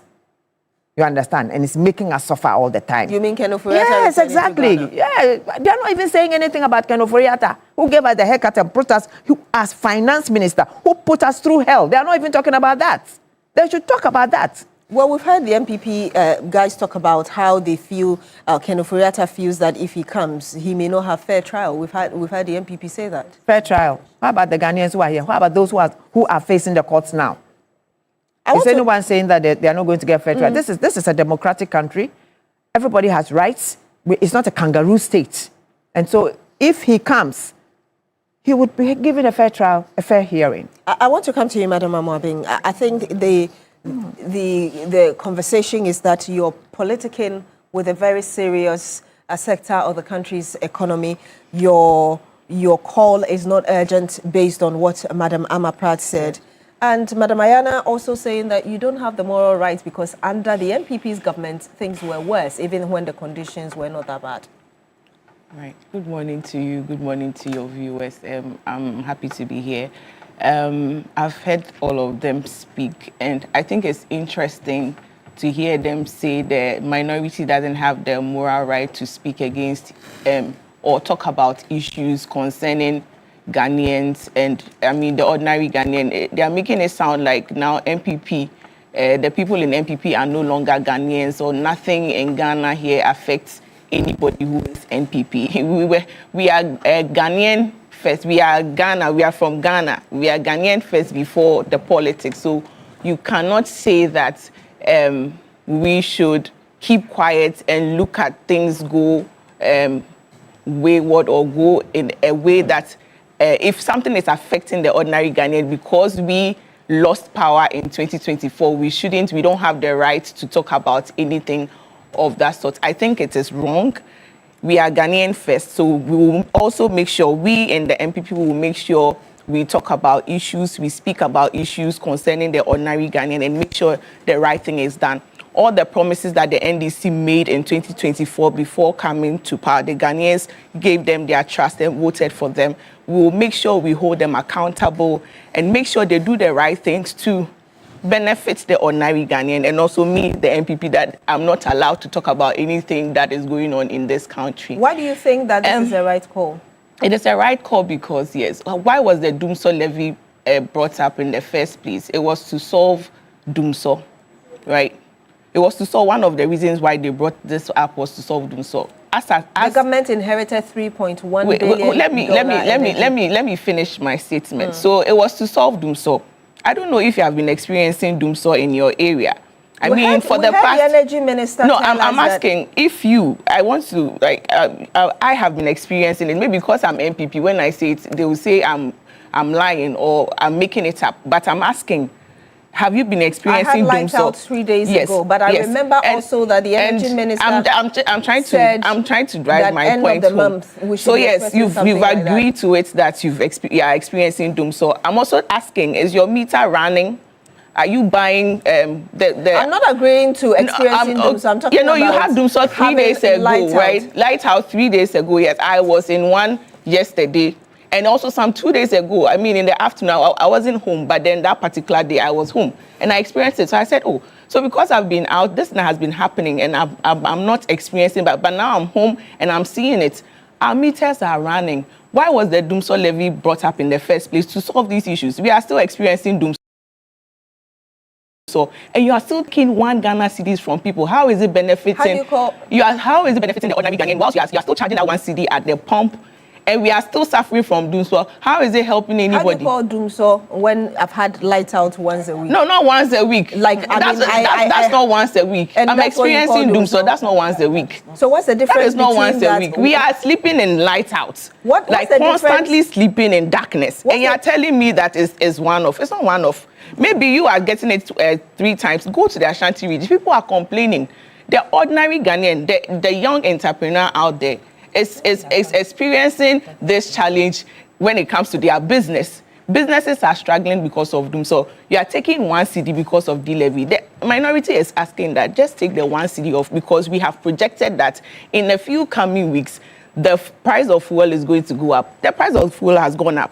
And I'm even surprised that we are sitting here talking about this particular issue where external shocks are now being mentioned, that we should accept it because it is the NDC and it is okay for fuel prices to go up because Iran-Israel war is happening. But back then in the MPP era, when we had just left the corona season in 2022 and then we experienced the Russian-Ukraine war, we came to the Ghanaians to explain to them because of the war, these prices are going up. The NDC used it to campaign on their campaign grounds that there's nothing happening in Ghana. Something that is happening in what do we call it, Russia, that is 7,000 miles away from Ghana, shouldn't affect anything in Ghana. Okay, so Ghanaians should accept, Ghanaians should believe that it's the MPP causing the things to rise, prices of food to rise in the country. But now that it is in their era, and then the Russia, what we call it, Iran and Iran and Israel war is happening. US. We shouldn't politicize this. We should just accept it that it is an external shock and it is bound to happen. Madam Mama, but then back then, allow me to come in. Right. Back then, when there was Russia-Ukraine war, right, all the countries that were around us were all of us, were exposed to it. Right. But the circumstances or the economic situations of these countries were better than Ghana. And again, people argue that the Russia-Ukraine war hasn't ceased. The last time I saw the Ukrainian president having a conversation with they are still throwing bombs 7,000 miles away. If I could land on my question. Right. So the argument is that the NDC government has been in power since 2025, right? And they've had at least 1 year of the Russia-Ukraine war. No, so people feel that things have improved even whilst the war was going on until this Israel-Iran war that is actually less than 1 month. Right. So, how much was the price of fuel back then? I think during the Russian-Ukraine war, it was around $120 per barrel. Right now, I think that the price of fuel the barrel is now going for $100. Right. If you a little over $100. Yeah, a little over $100. Yes. And then we have a projection that in the coming few weeks, we're going to hit 17 Ghana cedis per liter of fuel. That's what I saw. That's if things continue to get worse. Yes, it's a projection. So all what the minority is saying is, since we also have the Ghanaians at heart, why won't you remove the D-levy to cushion Ghanaians? Why should we wait for it to get to 17 cedis when we can make the lives of Ghanaians better? Because the Dumsor is still there. Our meters are running. People are paying so much for electricity and not getting enough power. We are paying more, but then we are not getting enough. You are paying, let's say if I was paying 300 Ghana cedis and it was taking me for 2 weeks, now that 300 cedis is taking me for just 4 days. Why wouldn't you consider these, why would you consider the young Ghanaian that you promised free, 133 jobs? That's the 24-hour economy that you haven't been able to implement. You are still in the process of implementing free 24-hour economy. Why wouldn't you think about that person? Why are people that are young people that are not being employed are still at home? what do we call it? Young entrepreneurs are struggling because of this same doomsor and same electricity meters running. So all they are saying is, repeal this D-levy. If you think, repeal this E-levy so that it will cushion or it will benefit Ghanaians at this time, because Ghanaians are going through hell. Prices of food are up. So that's the simple thing the minority is asking. That is the simple thing, and you said that, and again, you're reiterating what the minority said, that it has outlived its purpose. Right. I did say that one of the reasons for bringing this pair, what the government told us, was to clear $3.1 billion debt. We know per the announcement of the government that they were able to pay $1.something out of the debt. Right. The government equally accused the NPP of depleting the ESLA funds. And there is some data that also shows that you were supposed to have raised some amount of money. At the time the government came in, it was short of $2 billion, and so they needed to get all of that done. Again, you disagree with the fact that the argument or the stance of the NPP is being seen as lacking morals. I want to give you some data, because in 2020, the price of per litre of petrol was 6 cedis. It jumped to 16 to 16.99 in 2022 per litre. If you go to diesel, it crossed over 15 Ghana cedis, same. And that was the time the country experienced one of the worst inflations ever, 54.1%. And also, when you go to premix fuel that a lot of people use, people had called for incentives and all of that, it was beyond 11 Ghana cedis. And all these things happened at a time that the price of barrel of petrol or of crude was around $81. And it only shot up to $100 following the Russia-Ukraine war.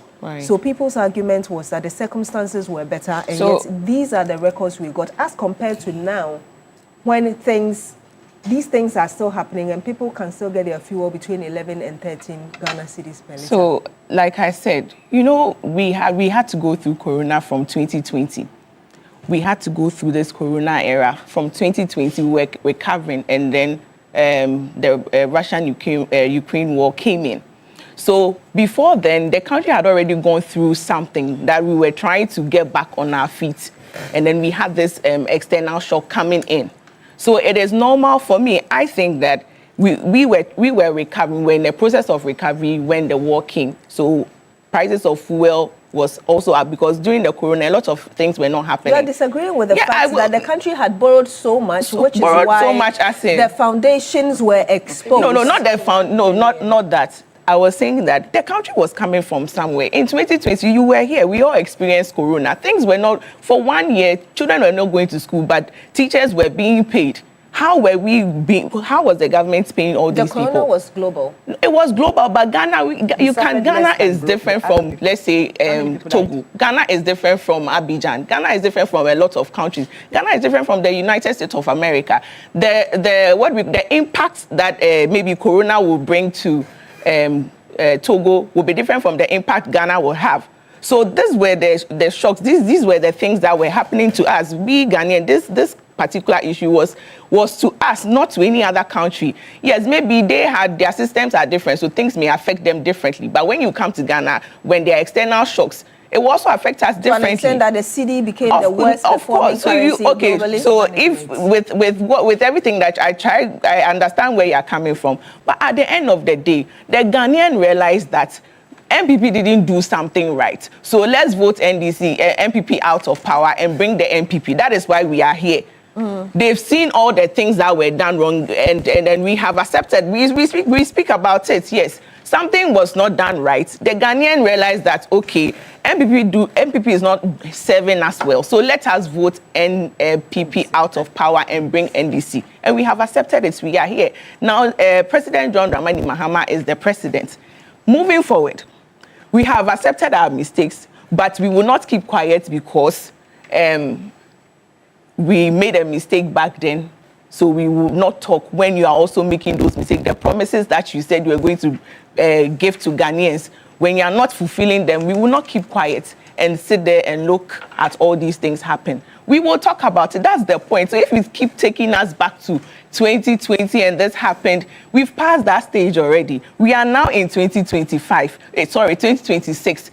Things are happening. The same issues that the NDC brought up to say that it can never happen to them. The energy minister came on TV and said they are doing something right. So pumps are the fuel price at the pumps are cheap. But then something happened and the fuel price just shot up. So then you politicize this issue. Why should we keep quiet and then just sit there and look at you make such mistakes? So if you can reduce things for life to be better for the ordinary Ghanaian, I think you should do it. So you're saying that this call of the minority is really on behalf of Ghanaians? It is. Let me give you we some are fighting data. We are fighting for the ordinary Ghanaian, and we will not keep quiet when things are not being done right. They are saying that we are taking e-levy. The e-levy is causing so much issues to the ordinary Ghanaian. Let's take e-levy out and then we'll make the ordinary Ghanaian feel better. They take the e-levy and then they bring in the d-levy. Are you having the ordinary Ghanaian at heart? Let me give you some data since you're speaking for the ordinary Ghanaian. Right. In 2024, the debt to GDP ratio was between 61 to 70.5%. That was in 2024. As we speak, per the latest data from the Statistical Service, it's around 45.3. That's the ratio, debt to GDP ratio.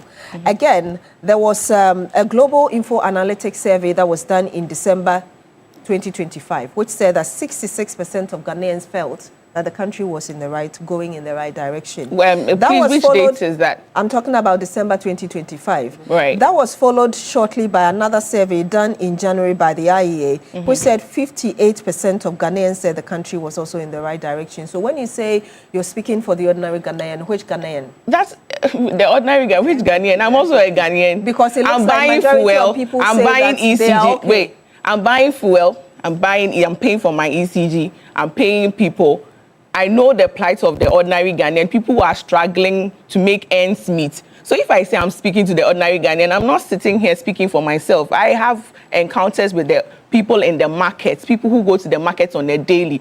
You can talk about the finance and everything, but when we bring it back home, how are people experiencing, what are the challenges people are experiencing in this country? We were here when you said you have employed 1 million people, 1 million young people. When Ghanaians were voting you into power, you promised them jobs. Like I said, 24-hour economy. How is the 24-hour economy working now? Do we have people, young people that you promised, the young Gen Zs that you promised 24-hour economy? Are they currently experiencing it? Are they currently benefiting from the 133 jobs that you promised them? There are some institutions in Ghana currently implementing that. And they are implementing 24-hour economy, but what has changed? Have they employed new people? Is it 133 or is the same group of people in the country doing the same job? No, it's the same people in the company. Do you understand? What the 133 wait. Let me just say 133 was 1 job, 3 shifts, 3 people, right? So let's say if we, the 4 of us, are in this company and we are supposed to do one party, your work has to be done by 3 people. Her work has to be done by 3 people, right? So you run shifts. If you have changed the shift and then now I'm doing long shifts, closing at a certain time, and then you've extended it to 12 midnight, that doesn't mean you have impacted anybody. That doesn't mean you've added anybody to your work. Madam, do you understand? The import of my question is whether or not you appreciate the fact that it's a gradual thing which has already started. It's a gradual thing. When the NDC promised the free SHS, when we came the first year, we implemented it and families benefited from the free SHS. So if 24-hour economy is your flagship policy for the ordinary Ghanaian and you come and we are in 2026, you are still telling me you are in the process of implementing that policy, then but you are talk not. About the free no, that's what I'm saying. That bearing in mind I am saying that if that was your flagship policy to make life better for the young person, you promised them jobs. Recently, how many people lost their lives to get into the police service? You promised them free SHS, you promised them 133 jobs, And then I have to, when you came to power, I have to I have to lose my life because I'm struggling to get a job. A lot of people lost their lives. I'm not sure it's 6 people. I'm sure it's more than 6 people because we don't know their stories afterwards. Because then you have to give us data. Are you sure that is more than the numbers I will give you that data before I will give you that data before I leave here. I am just saying that with what you read, that life is better for the ordinary Ghanaian. Life is not. I just gave you the data based on the survey that was conducted. We were on social media where young entrepreneurs were complaining that they are trying to start something for their life, start up something for themselves, makeup, wig, hair, barbering shops, and they are even struggling to buy electricity for these shops. For the ordinary, I'm speaking on behalf of the ordinary Ghanaian as an entrepreneur. Of course, please. No, it's not everybody who gets up and drives a car to this place. Some people use the public transport. So we have the market women. We have all these people. All I'm saying is that you said the Ghanaian is okay. The Ghanaian is not okay. People are complaining. Go on social media. Young people are talking about how they are spending so much money to start up something for themselves. By the end of the day, like I said, electricity bills are not favoring them, which is collapsing a lot of jobs. A friend of mine started a business, like a hair business, some few weeks ago, and the person is struggling just to get lights in her shop. So if you tell me everybody is happy because of info analytics, so you're research saying that these credible researchers, their data is wrong. Come to the ground, and then experience it. We are on social media. We are on social media. We see what is happening. Like I said, people are complaining. You said, I will give you jobs. I'm going to give you this. You come, and then it's a different story altogether. Madam Amami, are you saying that what people are saying on social media is a representative, of course, and even against what a scientific survey is saying? Wait, so that's what, for me, I get what the scientific, what data is saying. But we also sit and also look on the normal, look on the social media, which is available to everybody, and we see what is going on. A lot of people are not excited with whatever is going on. This government promised the Ghanaian a lot of things, especially the young people.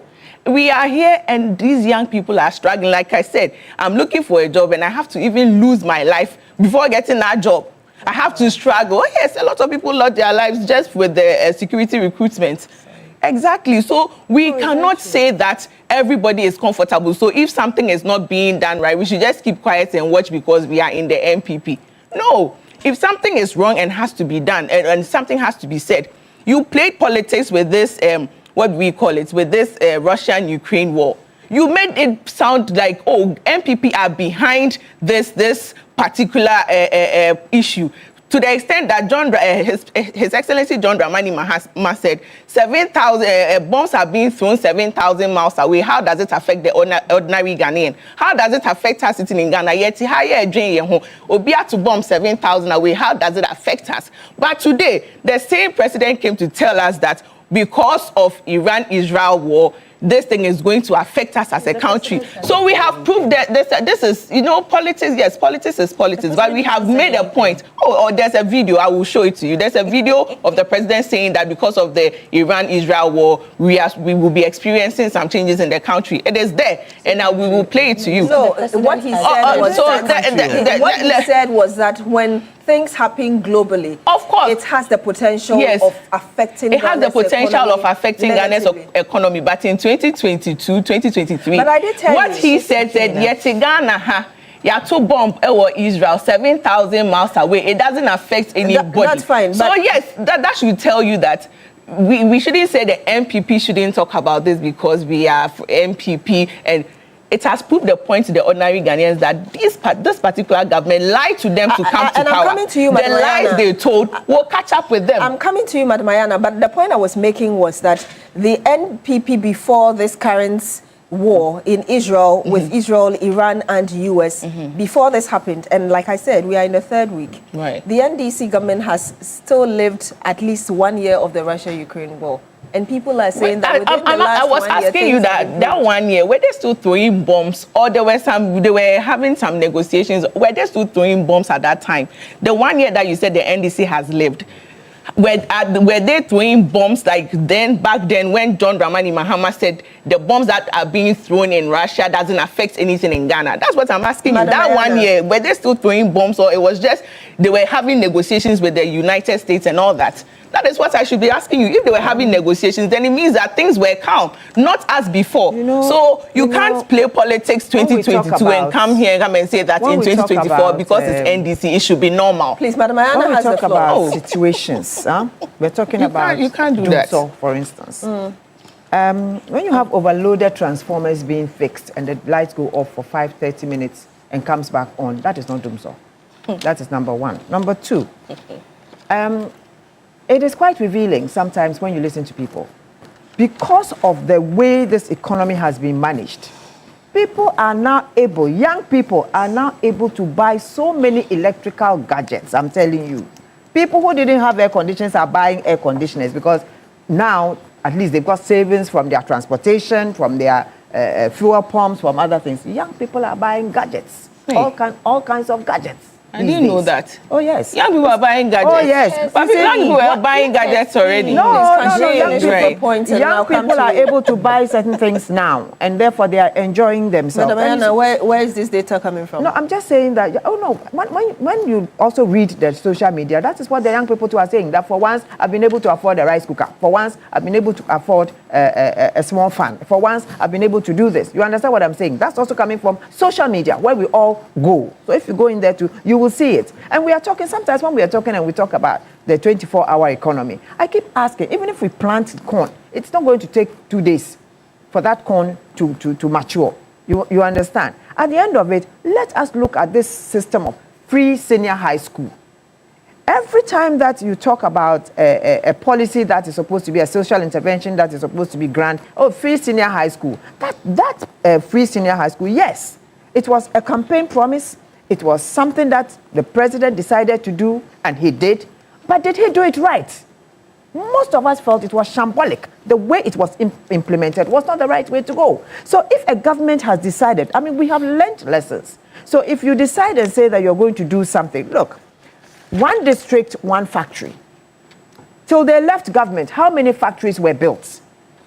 One village, one dam. We were told that meaningful dams. Go to the north and show me the dams that are still working, that people are probably using the dam to create jobs for themselves. But these were all very beautiful and laudable policies. It didn't happen in a day. It took you 8 years. It never happened. So how can a government that has just been in government for almost 1.5 years, we expect that when they say 1333, it's going to happen? You need to think things through. You need to put policies in place. Ghanaians are watching. We are all watching. No Ghanaian is saying that the economy is all honey. We know that things are hard. When you were introducing the free senior high school, you're talking about people dying when they were going for military training. The free senior high school, majority of them could not get admission into the universities. You did not increase any form of accommodation and other things for the universities. The students went in there, they came out half-baked. Most of them came out with your traffic light system. They came out half-baked. The universities could not even work with them. Some of them had to be told to go back and study and rewrite certain papers before they could qualify. At the end of it, they got frustrated, and most of them went to look for military jobs or security jobs. You cannot just quantum the type of backwardness that this shambolic implementation of the free senior high school has brought to this country, where you now have to deal with people going to workplaces and not delivering. Because they did not. I had a recipient of that free senior high school in my house who took my standing fan and opened my shower and decided to wash it. This would never have happened if the free senior high school had been implemented well. But the other argument is that, yes, there might have been challenges, but at least it gave millions of Ghanaian children the opportunity to have at least that level of education. What level of education? Go out there. You see, the same social media. You actually read people talking about how they've employed people who cannot even put sentences together. You understand? And it's all this free senior high school. We just lumped thousands. It was a good idea, no problem. But you needed to take your time. That was why it was supposed to be gradual, progressive, not just because I promised it, bam. So you want us to just go and you just expect that, oh, the way things are going, we have decided that there's supposed to be 133 jobs. Ghanaians know that they're supposed to be. Look, yesterday, I think there was an issue of a coconut husk project by the Basintale-led Youth Employment Agency. I came across it and I was reading it, and it was something to do with MPP asking that he had promised that there was going to be this project, and they haven't seen anything. And he came out and said, look, we are now in the process of getting all the tools together. It is going to come on. You understand? And he said, I have gotten the machines. We've gotten the machines. We've now put people in training, and then we will find time to launch this, and everybody else will know. But we will not rush to do anything that will just create another problem. That is what is needed. You have to think through things. You just don't rush and come out with policies just because the public wants to hear that you are doing a policy and then not do anything at all. And we are talking about a country where unemployment is so bad. So if you look at the way things have been done in the past and you look at now, at least there is hope that things are going to get better. I went to Winneba, and on that road, I could see still people working. If that road is done, it opens out avenues for trade and other things. I went through the Somanya Road. It's going on. There is a lot of, projects going on in this country. Let us be patient enough to give the NDC government at least 2 years to put their act together. If we find out that they are not moving as they should, then we'll start complaining. Because you see, when you look, if you read through from 2017 of the MPP government and 2018 of the MPP government, they were putting things. Even up to 2019. Exactly, they were putting things in order to get the economy moving. So it's not a one-day event where you expect that because they promised it, they must deliver it at once. No, it takes time for things to, look, the way things are run down. Yesterday, I had to go to NADMO, the NADMO offices. And when I got there, I said, what is this? So do you mean to tell me that those who lived in this place didn't see that some of these things were so broken down and you can't fix it? And I was told we are now fixing it. You understand? We had a terrible 8 years. And people don't want us to say it. If NDC does not deliver, I will sit here again and say that NDC has not delivered and we must chuck them out. The other part of what Madam Amwabin said was that, yes, people said that we didn't do well. That's why they voted us out of power. So they should allow. So if you've come here and we are saying that make things better than you think you're doing, what is wrong with that? They should allow time. It's a timing. When did the war start in Iran? 3 weeks ago. We 3 weeks ago. Week. Have petrol prices been increased or not? Recently, they increased fuel, right? You are saying Ghanaians are. We haven't seen anybody on the streets demonstrating that the fuel prices is such that they cannot. But we saw people with placards and things when they had a haircut with wheelchairs going to places to demand for justice. You understand? It takes time for certain things to come.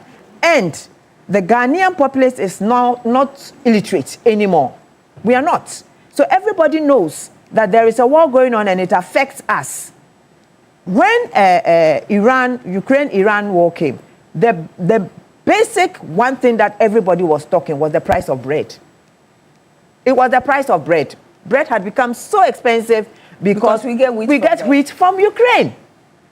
You understand? And that was one of the bases. I mean, bread is such a common food that when it became expensive, everybody was talking, and nobody even was talking about fuel, because I don't think we're getting any fuel from Ukraine. It was bread, wheat from Ukraine. You understand? I would let you come in. I said we're not getting fuel. Oh, madam, how are you saying we're not getting fuel from Russia? Should be Russia. I said Ukraine. She talked about I didn't say Russia. Okay. I said Ukraine. But what's happening at two places, no, not just I'm just saying from Ukraine. Because I thought I just heard her say we're not getting fuel. No, I said we're not getting fuel. Well, at a point, actually, Ukraine. Because of the sanctions against Russia, yes, world leaders were not even allowed to buy from Russia. You see, but I'll come to you very shortly. And you saw at the end of it, at the end of it, I just want you to. Yeah, so I'm just landing. So at the end of it, you see, when we are talking, even though I agree that the MPP didn't do well, so we decided to vote the MPP. We did well. We didn't do us and Papa. I'll come to you. But you just said that we with what you were saying, like with regards to what you just mentioned, when it comes to the haircut. Madam, I'm just saying that. No, you know, I will allow her to. Like, no, let me. If the host will tell me to stop, so generally, you have admitted. Kindly note your point, Madam Abuabe. Generally, you have admitted. But you know, certainly come to you. No, is she telling me to stop? And I'm saying that the host will tell me to stop we can't hear if ourselves. you have to. So she shouldn't come in when I'm trying to say something. But there was a point where I was talking and she came in, you came in, and I didn't say anything. Yes, but I was saying that she should hold on, because if I'm coming in, you will tell me to stop. I want you to take your notes. Right, I will do that. But I was just prompting her that she should let me flow. Please, you still have the floor to allow end me briefly. to land. Yes, so all I'm saying is that the NPP is a watchdog. They are doing their watchdog business to keep government on its toes. It is something that is expected, but they should also do it in a certain manner that doesn't give the Ghanaian the fact that they just want this country to fail. Because sometimes you hear, it comes also, you talk about social media, some are negative, some are positive, some are from reliable sources, some are not.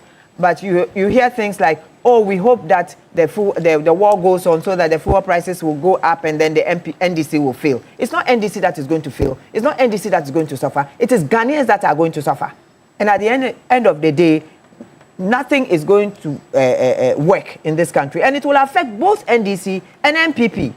So let us as a people not always want to do things that will bring another government down, but we are supposed to try and make that government work. And I'll come to you. If we have a better Ghana, and this NPP government will enjoy it. Before I come to you, that's no okay. problem. That's but fine. I wanted to read some facts to you, because you are saying that you are asking a question of whether or not there are still bombings in Ukraine from Russia.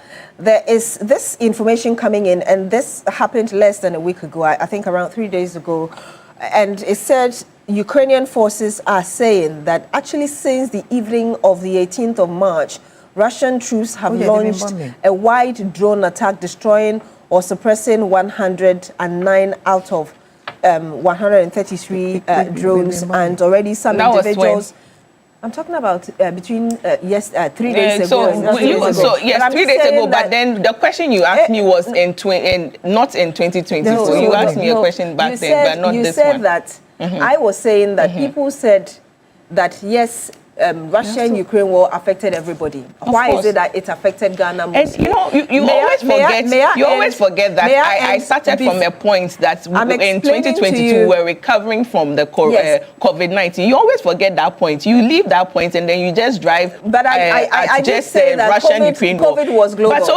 But then you have to drive it from that, because that's where I started my argument. Now let me give you the clarity you asked for.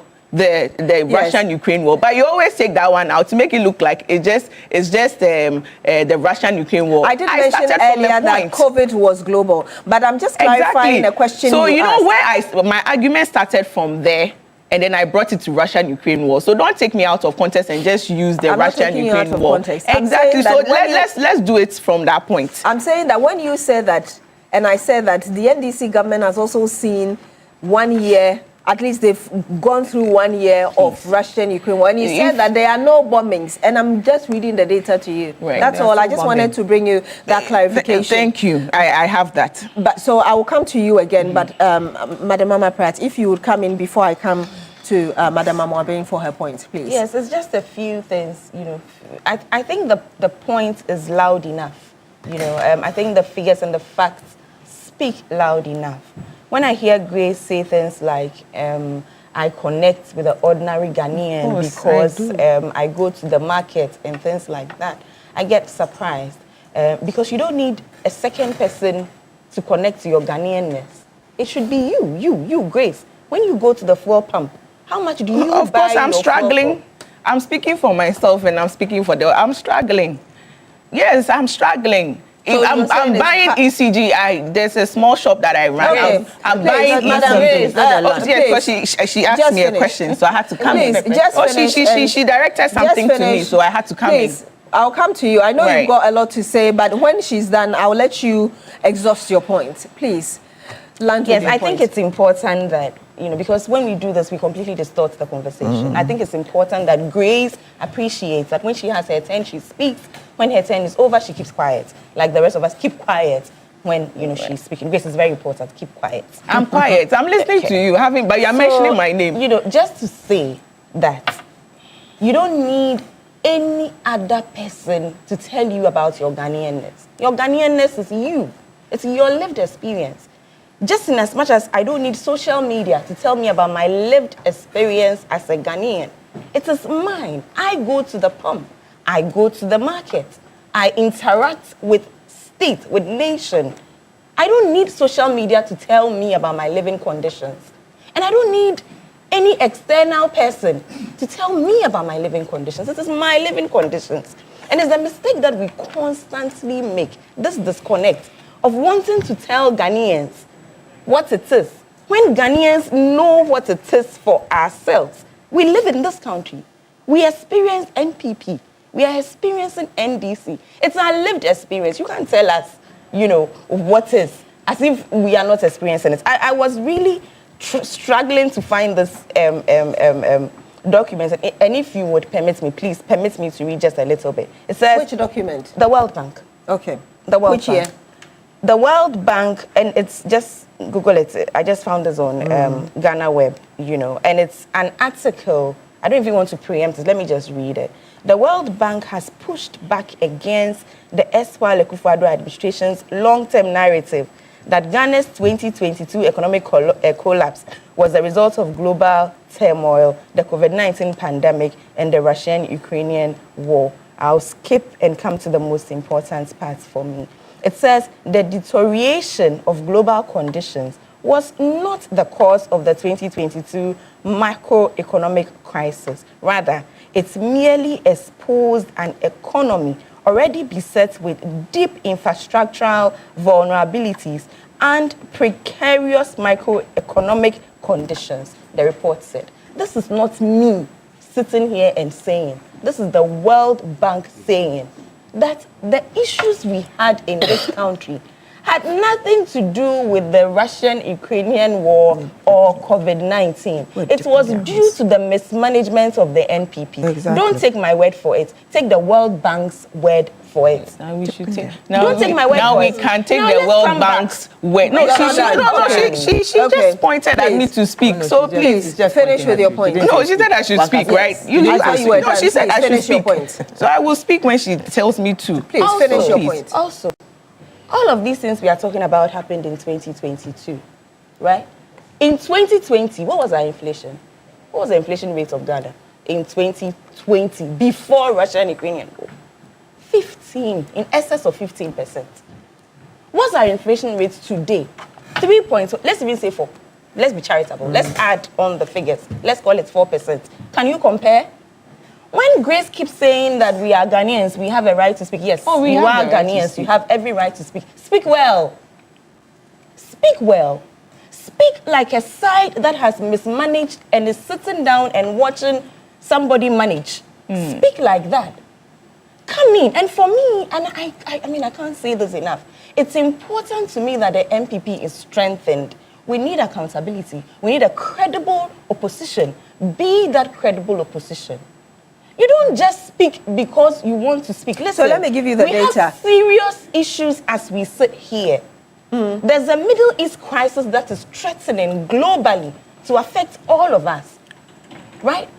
When you speak, can you speak like a Ghanaian and ensure that there are prudent ways of managing the situation? This government today, look at the exchange rate, look at inflation. All the indicators are good. All the indicators are good today. All the indicators are good. Now, when you have a situation like this, and a government that is active, is seated up uprightly, trying to deal with a sector that I've already explained in terms of pricing is highly deregulated. As an MPP side, what do? This is not the time to play cheap politics. This is not the time for that. This is the time to be up, seated and take your rightful place as a credible opposition. So that when you come to the conversation and you speak, we can say that, oh, this is meaningful. We can take something from here. We can, actively, feedback. Jojo, I like intelligent debates. Madam, I like for a side that comes to the table meaningfully. Let's have meaningful exchanges. You don't just speak because you have a microphone. Or you don't just speak as an MPP side because you want to play politics. But she's made her point that she's not speaking and as this an is MPP. This is not even about she just feels this is the concern of Ghanaians. Well, as Ghanaians, we know our concerns. I'm Ghanaian. Beatrice, we are Ghanaian. We know our concerns. But you see, for me, and I keep saying this, let's elevate the national conversation. This, what did you do? What did we do? I'm tired of it, personally. I want us to have elevated conversations. That's why yesterday, when I watched the press conference, I was a little confused and also a little surprised by my own brother, the Honorable Collins Adumako, because for me, he's one of the finest in the MPP. So listening to him yesterday, I was really, really surprised. Like, what are you saying? Like, Collins, what are you saying? Why did we have this levy that we are talking about? It was not for Dumso, and they insist on calling it D-levy. I don't even know why we are being so disingenuous with the facts. That's not what it was meant to do. It's like you're setting your own questions, marking yourself and declaring yourself that you have scored first in an exam that doesn't exist. Where is the exam? Who is complaining? We are paying less for fuel today. What's the issue? And you say we should institute a state of emergency. To do what? Where is the mistake? She keeps insisting. And you're making a mistake. Where is the mistake? Which mistake has been committed that the MPP seeks to correct? Where is the mistake? You see, let's come back a little bit. Let's do this really, really well. We are talking about 3.1 billion legacy debt. And then I'll go right? to, yes. That's what we are talking about. We are talking about financing gaps within the sector. Right? We are talking about levies that have been scrapped. And a levy, one CD levy on every liter of fuel that came in to shore up a sector that we all agree was in existential problems. Our energy sector was dead. Even the ghost was being killed. That's our reality. Let's never forget what our reality is. So if you have a government that is ready and able and willing to take the tough decisions, and even as this government takes the tough decisions, it's putting cushions down for the Ghanaian, cushioning the process such that even as we introduce a levy, you end up paying less for fuel. Have you heard of this before? A government that introduces a levy and yet somehow the price of the commodity goes down. This is what we are talking about. So if we have a crisis which is affecting all of us globally, 20%. The whole global energy market sector is dealing with a deficit today of 20%. And even in this crisis, we are still paying less for fuel. What is the increment we are discussing? 1% increment. 1%. Let me just bring MPP, speak well. So just wanted to, I will let you, just wanted to draw your attention to the fact that the 15% inflation rate was not throughout the year 2020. It was in May, and then somewhere in July, it was 11.4%, and the year ended at 10.4%. Compare that to 3%. So just wanted to bring that to you. Compare that to 3%. 15, 14, 10, compared to 3% today in a global crisis. Do the comparison. Madam Amobi, you have the floor. Okay.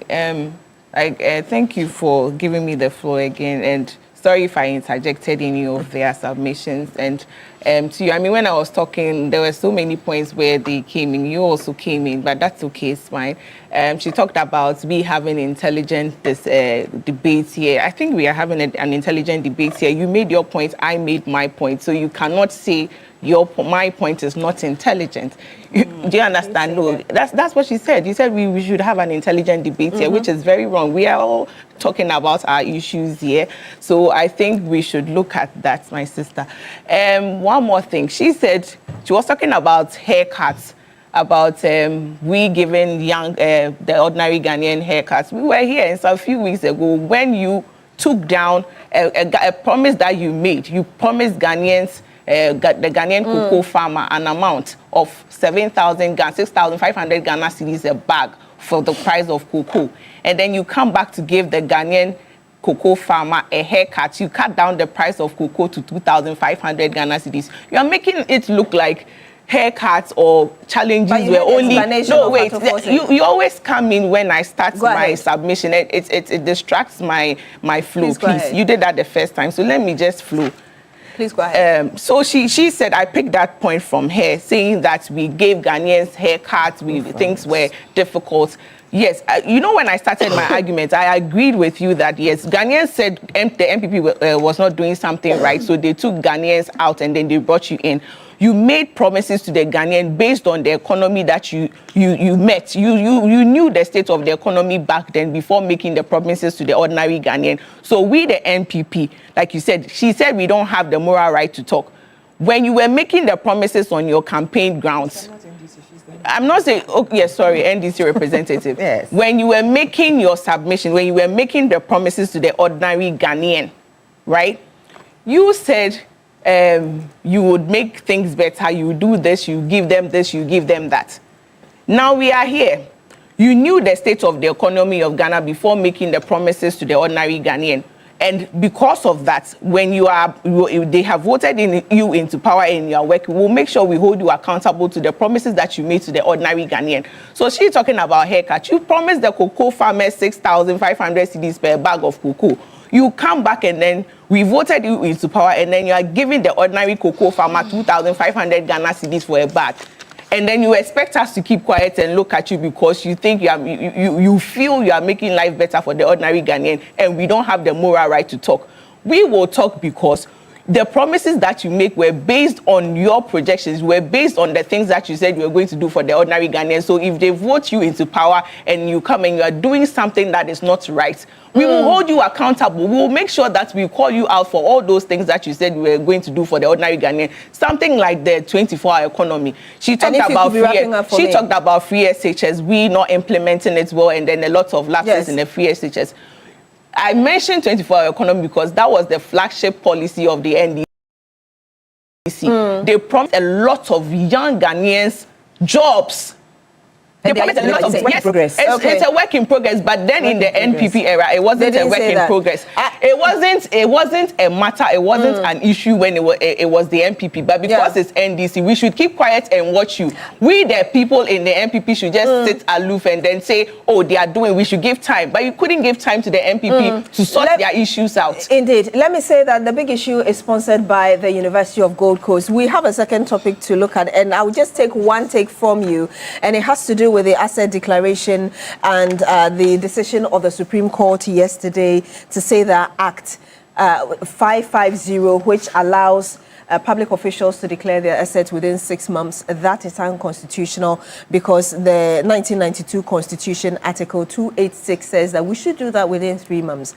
I mean, this is a decision coming in after this case started in 2023. So perhaps, okay, let me start with you, Madam Amaprat. Quickly, because very briefly, on the second topic. Yes, please. The second topic, please. Because then I didn't finish. No, please. We've really run out of time. So then we should stick to the second, because if she has to come in, then I have to come in. If she comes in, I would come in because I would have to finish. Oh no, it's not. I'm not contesting you. It's education. So I'm also educating the viewers. Shall we have some order here? You have 1 minute. If you use that time and you're not able to comment on that, we'll have to move on. I'll have to move on to Madam Ayana, please. This 24-hour economy thing, she's referenced it like 3 times already in her speech. I think it's important that, I just say, one or two. So 24-hour economy, nobody said it was going to be instantaneous. That wasn't the promise. MPP knows. Ghanaians know. It's progressive. I won't speak much. Today is Thursday. On Tuesday, when Her Excellency Professor Nana Jino Pokwaajiman met with the Communications Minister, the Honorable Felix Kwatro-Fosu, and there were sector directors there, the director for the Ghana Publishing Company gave a brilliant, indication of how the 24-hour economy is working. So at least in the Ghana Publishing Company, we are running a 24-hour service. Please, your now, thoughts? Other sectors will come on stream as we move along. And ultimately, all of Ghana will be mainstream. So let's just understand that the promise was made, the promise is being kept progressively, just as was promised. Asset declaration, now, you have 30 declaration seconds, please. is important. It's a very important check, in our democratic system. It's very important that any democratic system has checks and balances. And for me, asset declaration will be one of those. I have done my asset declaration. In fact, I will give kudos to my office and say that we did it collectively. Our chief of staff said to us that the president has given this date for every appointee to do asset declaration. Now, we are going to backdate ours or do ours earlier than the date that was given. So as an office, we all did it together and presented it even before the deadline, which is how I think it should be done, which for me would be the spirit that every state institution, every government body would come to, this asset declaration conversation with, because it's important. It's very important. I will also say that the fourth estate is doing well. I'll be glad if you land in I'm 5 about seconds. to land. Yes. It's doing well by being accountable. However, I had, reason to have a bit of back and forth with them because they did a publication that named people within my office who were supposed to have not declared, and it wasn't really factual at the time. All right, but so just to say that, it is important that we declare. It is important that we have agencies or bodies that are constantly checking, but always let's be accurate with the facts. So you agree with the Supreme Court ruling, obviously, per your argument, that it should be within 3 months? That's a whole conversation. If I do it in 2 seconds, you misquote me. Please, your thoughts on the fact that the Supreme Court says the 6 months was unconstitutional, and so we should stick to Article 286 of the 1992 Constitution. I think I agree with them because yes, we are doing this to curb corruption. Yes. And I think it's important to every Ghanaian. So I believe before you even take the office, you should be able to declare your act. And then we take it from there.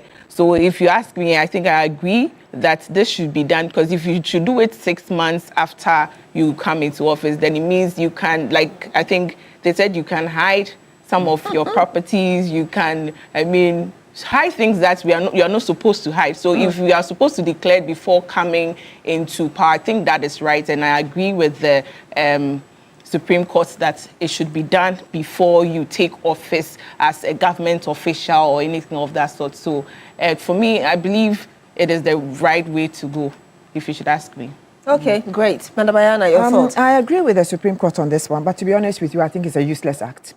The declaration of assets. Oh, yeah. Okay. It's a useless act. An act that gives people the right to go and put down what they are perceived to have. And then when they leave office, to go again and put down what they still have. And then the Ghanaians don't see it. We should scrap it? We should scrap it. We should scrap it, and because there's no need. You understand? For all these years that the act has been there, who has come out to say that this person has got this house? But at least it gives her a bit more flesh of what we should be doing, even which institution should be. You don't have that in the Constitution. Even if we have to maintain it, then we have to make it open.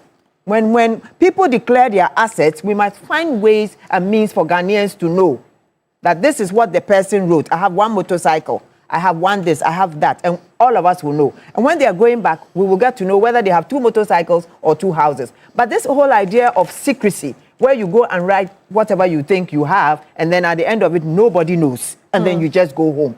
That is what is creating the problem. You understand? We should insist more on lifestyle audits in this country. We should insist more on people being accountable in this country than letting people go and write all manner of things, and then we don't see, and then we sit and say that the people corrupt. The people have this number of houses. Meanwhile, we don't know what they have written. Let me just read 2 messages from properties. You. Yes, a number of you have sent us your messages, but I can only read about 2 of them. This is coming in from Chachu Chikata Jr. Wa West. He says, good morning, Beatrice. Big ups to Imorayana, Madam Imorayana and Amaprat for their efforts to educate the 38.2% people on the current state of the John Mahama government. The MPP shouldn't be adding more salt to our wound. And there's also another comment. Okay, he seems to be making that same point, and so I would. Okay, I'll have to end it here with a comment, but thank you very much. And that's it for the big issue here on New Day on TV3. I would like to say thank you to you, Madam Rotlyn Imora Yana, Public Interest Advocate. Also to you as well, Madam Amma Pratt, a spokesperson and press secretary to the Vice President. And of course to you as well, Madam Grace Akosia Amwab, member of the NPP communication team. Thank you very much for joining us. I'd like to say a big thank you as well to Chic by Siba for my costume this morning. Chic by Siba is located in East Legon. You can easily find her just using Google Map on the Boundary Road. And yes, Big Issue is also sponsored by the University of Gold Coast.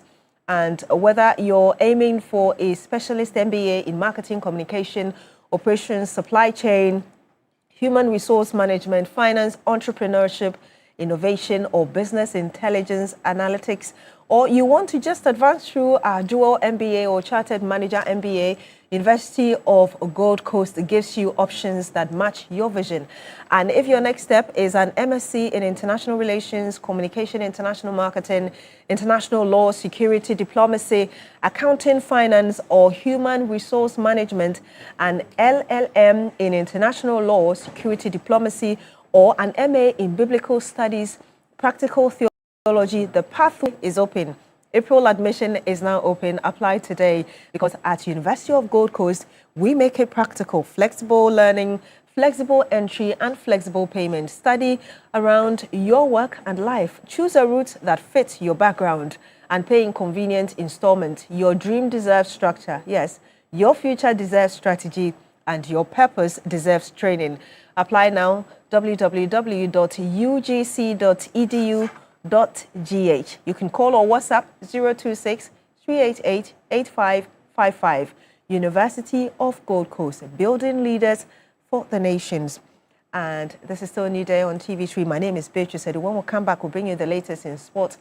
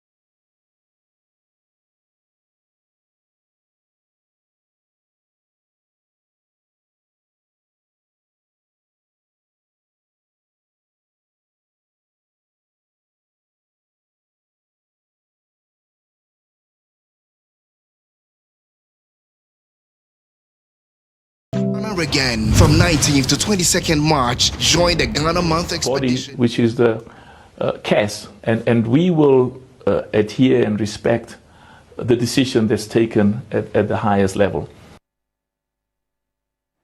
But Bill, interestingly, there's been mixed reaction to this, to the point that even in the world of football, there are concerns that this could have a ripple effect by way of the reputation of CAF, etc., and even on the AFCON in itself. But on the other hand, some, for example, I think that, well, the behavior of the Senegalese in themselves was not a good example to show, so to speak, even though they came back onto the pitch and played ultimately, and they were the best team on the day as well. So mixed reactions so far. In the world of football, ultimately, what are the concerns being raised about its effects on the reputation of the AFCON? Yeah, I think it's really going to affect the reputation of not just the AFCON, but the continent as a whole. If you're looking on the base of things, in retrospect, when it comes to the rules, I mean, the rules were clear, but there were concerns of it being misapplied. And here's why. If the forfeiture was supposed to be applied then, and then victory given to Morocco, it should have been applied on the field when Senegalese players walked off the pitch at that moment, because the referee had the absolute power to do it. But here's the case where he did not do it. Senegalese players came back.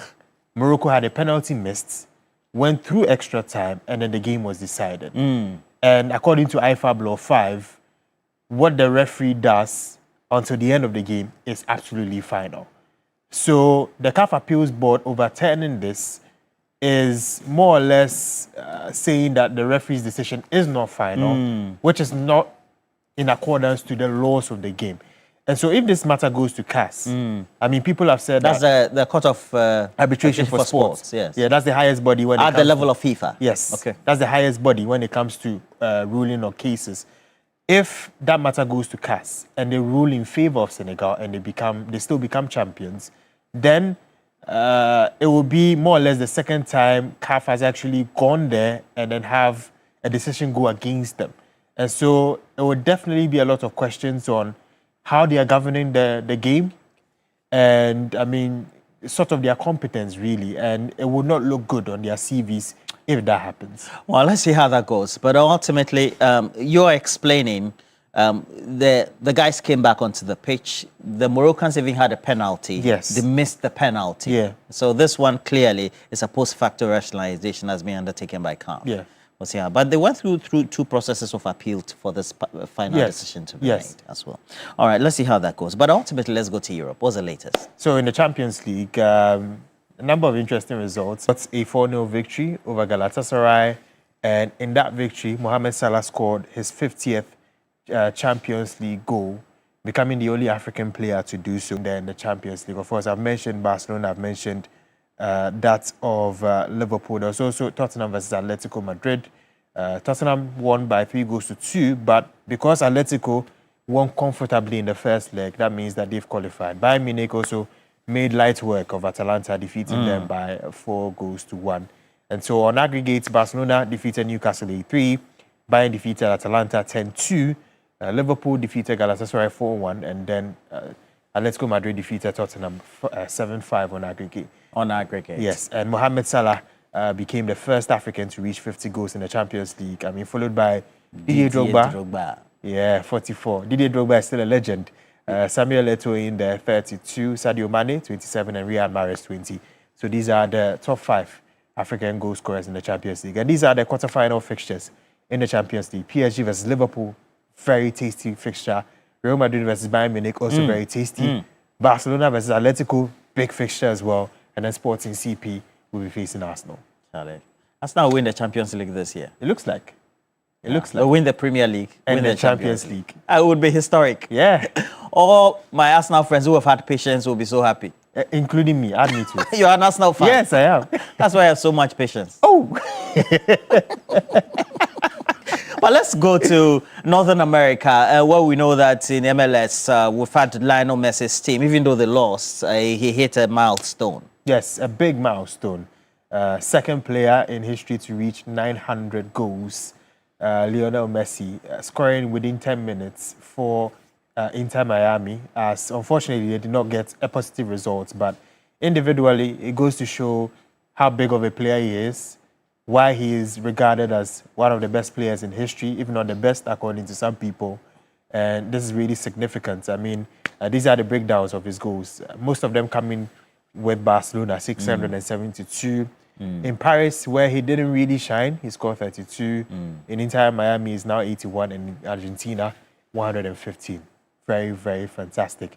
And of the 900 goals, 724 were inside the box, 176 outside the box, 112 were penalties, and 70 free kicks. This is no mean feat. No mean feat at all. 900 goals. So he's just left with 100 to get to 1,000. Yes. His rival for his generation has more than 1,000? No, he's at 965. 965. Yes. The two. They've been going it toe to toe. Yeah. Yeah. For over 10 years. What a generation. Yeah, I mean, talented players nonetheless. I mean, when I grow up, when I grow older, I can tell my children and grandchildren that I saw two of the best players in history going head to head for 10 straight years and then reaching this feat. Okay. You tell your children and grandchildren. Yes. You should have 10 children so that you can. We're taking a break, right?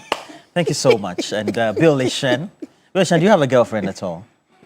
Okay, Bill Lishan will bring us the later. But Bill, if we want to get the latest sports headline, what do we do?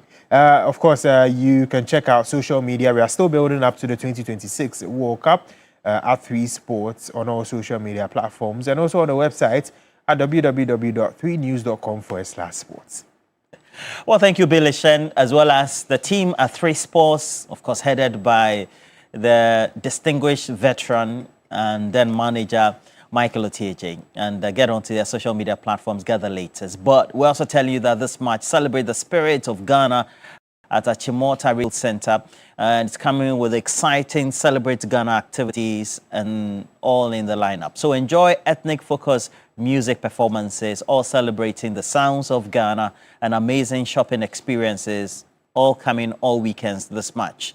And so while you're shopping there, make sure you don't miss the Shop Ghana Win promotion, which simply means that you have to shop from their Ghanaian retailers all at Achimota Mall, like Gamel Clothing, MV Accessories, and the Chop Bar, and stand a chance to win shopping vouchers, as well as there's more excitement with their Dance Ghana in 15 Seconds Challenge online. Well, make sure that you give them an email online at Achimota Retail Center on Facebook. They also have Instagram, TikTok, and then a special Eid holiday coming this weekend with vibes, including celebrations all later this month. So gather your family and friends, go and experience the colors, sight and sound, and flavors of Ghana at the Achimota Mall and help them celebrate Ghana this much, all at the Achimota Retail Center, where culture meets diversity and a shopping experience. Achimota Mall, Achimota Retail Center, vibes and choir. We're taking a break. We'll be right back with the gold board coming in as well. Make sure you can stay all up next.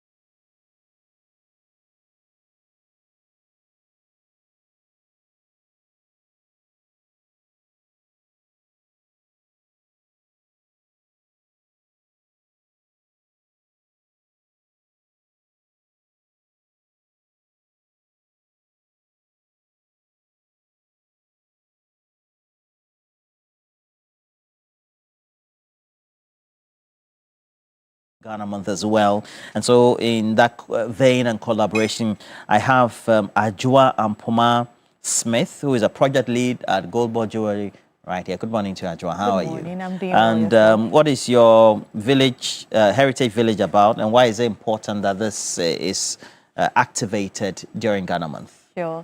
So Heritage Village is about celebrating value addition in Ghana. You know, Goldboard Jewelry is a subsidiary of the Ghana Gold Board, and we are championing the value addition bets. So we decided that it's Ghana Month.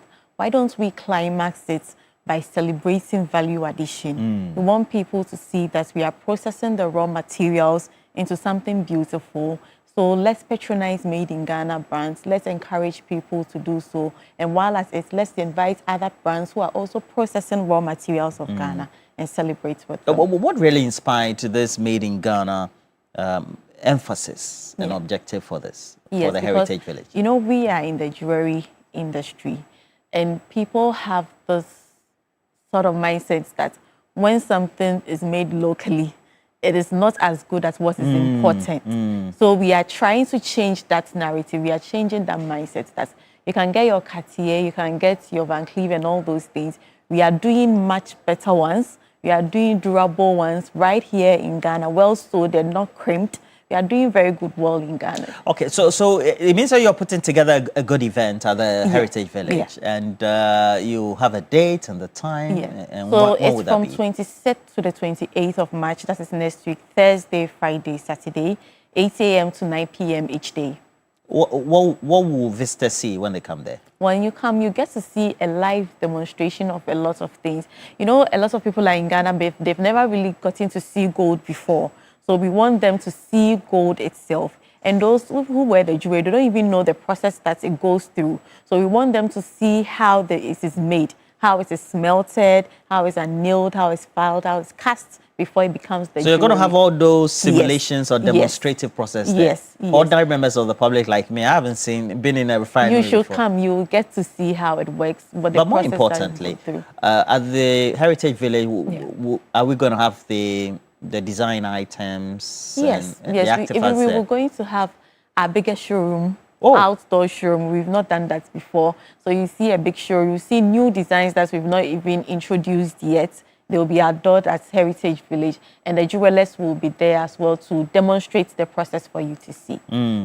Okay, so it also means that you're going to give us good value. What sort of value will you be bringing, whether it's in discounting or the pricing? Yes, or the we items are giving in themselves? discounts up to 35% during the Heritage Village. So everybody should come. And we are going to have a dedicated pavilion that will explain about our gold tablet.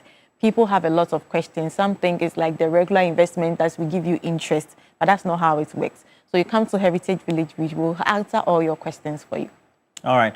Who can participate and who is participating, and how can people who have seen this on television interested be able to participate if they are in the sector? It is open to everybody. Everybody can come. It's a free event. People think it's ticketed, but it's a free event. And if you're a young entrepreneur, so you can reach out to us. We will check your business, and you should make certain criteria. When you call us, we will let you know. If there are slots available, we can get you on. Okay. And even if you don't get a slot, you should still come, because there is a pitching opportunity. You can pitch your business ideas. If you are lucky, you get support from us. Okay, so it means it's still free and no ticketing. Nobody has to pay anything. No, 8 a.m., 9 p.m. each day. If people want to call and make reservations, what do they do? They just call this number 0209 417777 and 0536 308888. Heritage Village by Goldboard Jewelry. Yeah. Again, from the 26th to the 28th of March at Akwaba Village Airport. It's very close to the Accra Polo Club, that's where the Singathon was held sometime. Okay, okay. So near Accra Polo Club, not the Polo Club itself, just around it. Just around it. Okay, Akwaba Village. I'll meet you there. Certainly. And we've heard from Goldboard Jewelry, the project lead for the Goldboard Jewelry Heritage Month, and it's taking place. It's an area of exhibition at a one-stop place, the Akwaba Village, right? Yeah. Where they are going to convene that from the 26th to the 28th of March. It's all part of Ghana Month, the celebration by Gold Bar Jewelry as well. So make sure you patronize them. But before then, you can go to their showrooms. And where are you located? We are right behind the Registrar General on Diamond Lane. You can find us as Osu. You can find us as Pentex in the Marina Mall, Otele Avenue in Ilegon. You can find us in Prempeh the First Airport in Kumasi, in Tema and Edum as well. I see. Yeah. Adjoa and Poma Smith, thank you so much for passing through our studios. Thank you for having me. It's a delight to have you. Same and here. then also Good Ball Jewelry passed through the studios this morning. But we then also had a conversation, all part Ghana Man, to be able to discover history, etc. We needed to do what was right. So we sent Nashoko on an expedition spree to Central Accra, especially the Bukum area, Jamestown, etc. We'll bring you that package, but we also have to tell you that it's a vacation this Easter holidays, because you have to make sure that you create that unforgettable memories at the beach with your family and friends by booking the Maha Village all-exclusive 3-night package. And the package is from the 3rd to the 6th of April 2026. It's starting from 5,100 Ghana cedis for couples. Early bird discounts are also available, and this is what you need to do. You have to book and pay before the 25th of March 2026, because this booking will save you 10% extra by way of the discount they're giving you. The package is offering guests free access to their in-house facilities, and Maha Village, they have swimming pools, gymnasiums, they have cinemas, they have popcorns, all available when you're watching these great films, as well as you also get to enjoy their airport pickups from Takrady when you arrive on Friday at 5 p.m. And for this, remember, terms and conditions are applying. They have great fun activities when you come to Maha Village. Live band, in-house, carnival, splash paint. You also get to have rides like jet skis, quad bikes, etc. And they take you to Nzulezu as well as that village on stilts, and then the Nkrumah Memorial Park as well, Nkrumah Memorial House. But this is what you need to do. Call for your reservations, and the numbers are as follows. For landlines, they have 0303 977-773 or 050-157-0684. We're taking a break, but when we come back, we'll take you to Jamestown Live. Now Shoko is there to give us more exploration when it comes to Ghana Month.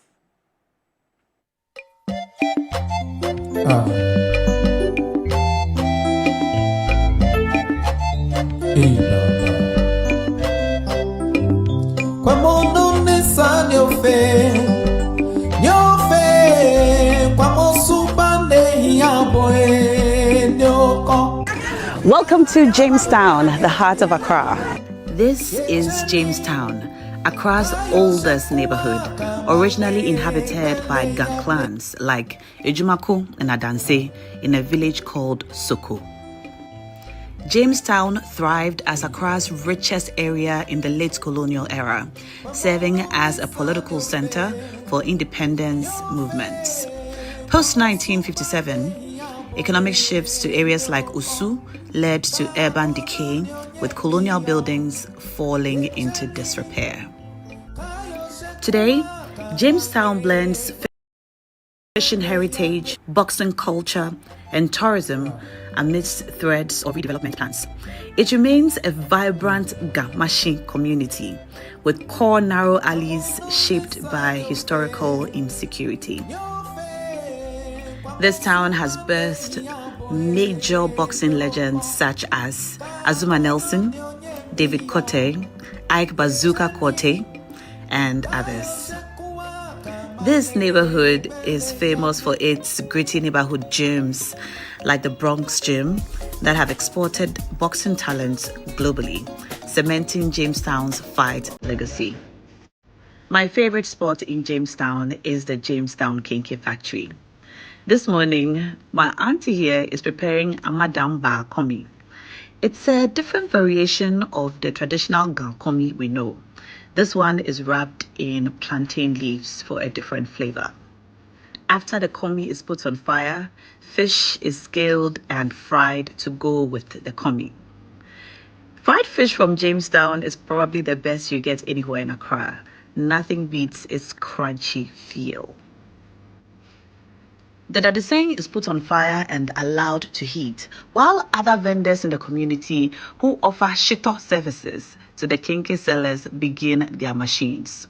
Traditionally, the shito we eat with komi is ground in an earthenware or pan. Nowadays, machines like this one are employed to make mass production of shito to go with the komi easier.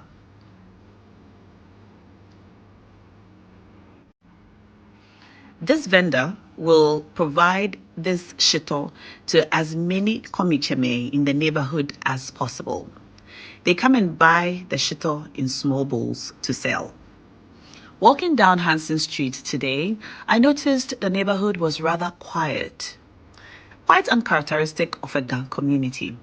However, the komicheme and lucheme were all out preparing their fish and kinky for sale. There was also hairdressing, neighborhood gossip, women sitting around discussing their marriages, their children, and their future goals. One thing I love about gang communities is how communal the people are. Everybody's business is everybody's business. While I stood here and watched these ladies prepare and braid their hair, I heard a lot of filler about the woman who lives next door. That's information I'd reserve for another day. But in the next house was another komiche, just about to put her komi on fire. She had finished preparing the aflata and had wrapped her kinky in traditional komi bar. This komi bar is different from the madanka komi we saw at the kinky factory earlier. She would start selling her kinky at 12 p.m. And as was expected, right next to her was a kenanche, frying her fish and getting ready to put her fish next to the komi when it's ready. From there, I made my way to the Jamestown Fishing Harbor, one of my favorite spots at Jamestown. When I arrived around 8 a.m., the fisher folk had just come back from fishing and were mending their nets. The mending goes on for hours, and it's not the responsibility of one or two or three of the fishermen. Everyone participates. Mending of nets is a way fishermen bond and talk about their expeditions. Many things happen at sea they are not able to properly discuss while they're out there. So this presents an opportunity for them to review the day's fishing expedition and plan for the next day. One thing I loved about being at this fishing harbor was how quiet and serene the atmosphere was. There were many fishermen who had come back from fishing and had docked their canoes. They engaged in many conversations about the day. However, the atmosphere was still very peaceful. I could hear the sound of the waves. Jamestown is a fishing community, and so naturally, the Jamestown Fishing Harbor serves as a historic site in the heart of this community. It was originally supported by the 19th century breakwater near the James Fort, but declined after larger ports like Takoradi and Tema took over the trade. The construction of this new state-of-the-art harbor began sometime in 2018 under the supervision of the GPHA. Now, the harbor features dredging, breakwaters, berthing facilities, a fish market, and a 60-ton ice plant, among other things. This new harbor has boosted livelihoods of the people of Jamestown through better fish handling, repairs, safety, reviving Jamestown's role despite past decay and clearance of illegal structures, among others. The fishing harbor is just down the road from the iconic Jamestown Lighthouse. This lighthouse stands as an iconic colonial-era beacon overlooking the fishing harbor. It was built by the British in 1871, very close to the James Fort, and symbolized expanding colonial control just before the Gold Coast colony's formal establishment in 1874. Okay, lighthouse was built by the British in the year 1781. but this structure that you are seeing is not the one that they built earlier on. Okay. The one that they built was shorter than this one. So in 1930, that's where they decided to build this one, which is about 28 meters tall. 28 meters tall? Yeah. Okay. What does it do for the people? Well, like, not it helps the vessels for them to locate the fishing harbor or the port. But you know which one it Beke Kaneni a Poke Beke from 6 Junction, the Levy off. Okay. It will be does the lighthouse still work? Lighthouse. Is it in use? It's in use, but due to one or two reasons, under maintenance. Okay. It will be in its active state. Okay. It will Ayuso. People, the vessels still rely on it to locate the harbor. As it stands now, light Taco Ake Awachaki Bob say. Okay. She because of maintenance na afikule fully it will like Amesuku. Okay. Lumia use they rely solely on electricity. She be an ameke solar in fita here. Okay. The lighthouse is a 28-meter cylindrical stone tower. Attached to it is a keeper's house. It features distinctive white and red painting with horizontal bands, a lantern gallery, and a 112 internal step to the summit. The lights from this lighthouse is visible up to 30 kilometers at sea. Originally, it guided ships via diesel generator until solar panels took over a few years ago. According to historical records, in the 1930s, the lighthouse was rebuilt amid rising maritime traffic. It now draws tourists from all over the world for its panoramic views of Jamestown's harbor, the alleys, and the ocean, blending history with community life. Just down the road was this monument I've actually never noticed. Apparently, it's the resting place of one of the colonial masters named Joseph Davis. He died at the age of 46 years old from malaria. He was known as the King of Cargo from North America. Joseph Davis earned the title King of Cargo as a legendary Jamestown fisherman and harbor leader in Accra. In the mid-20th century, he dominated the lucrative cargo offloading business at the old fishing harbor, commanding fleets of canoes and negotiating with ships for goods like fish, timber, and supplies. He rose to prominence amidst Jamestown's fishing clans, leveraging Gamashi networks to control the harbor.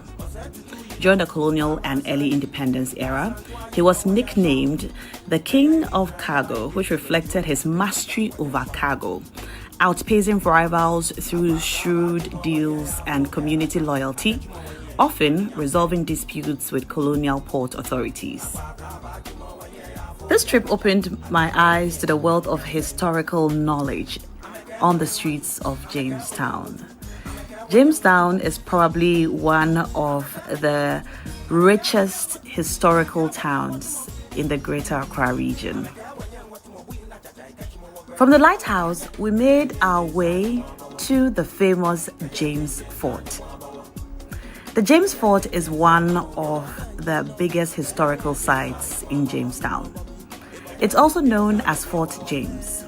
It's a historic British-built structure in the heart of the town, central to the area's colonial past. It was constructed in the year 1673 by the Royal African Company as their last trading post in Accra. It's facilitated gold and slave trade alongside nearby Dutch and Danish forts. This site was originally a Ga village called Soko, leased from the Ga Manche Okankwe, and was named after James, Duke of York, later King James II. Later, in 1979, The James Fort was listed as part of Ghana's forts and castles. It functioned as a prison from colonial times till 2008, notably holding Dr. Kwame Nkrumah in 1950 to 51. Today, it stands beside the Jamestown Lighthouse as a museum of sort, with a lot of tourist activity, preserving transatlantic trade history. I was not permitted to enter the premises. Apparently, the James Fort is currently undergoing renovation. However, my curious mind and camera had to take a peek inside. From there, we made our way down the road to explore other historic sites in the town of Jamestown. Now, a lot of the buildings on the road are apparently as old as the town itself. One of them is the Jamestown Post Office, the very first post office to be established in the city of Accra. The Jamestown Post Office is a charming colonial-era building in Accra's historic town. It's located on Cleland Road, just near the James Fort and the Ghana Customs Office in Accra, and still operates as a Ghana Post local branch. The Jamestown Post Office was established in the late 19th century as part of the British colonial infrastructure, shortly after Accra became the capital in 1877. It reflects the area's early postal development.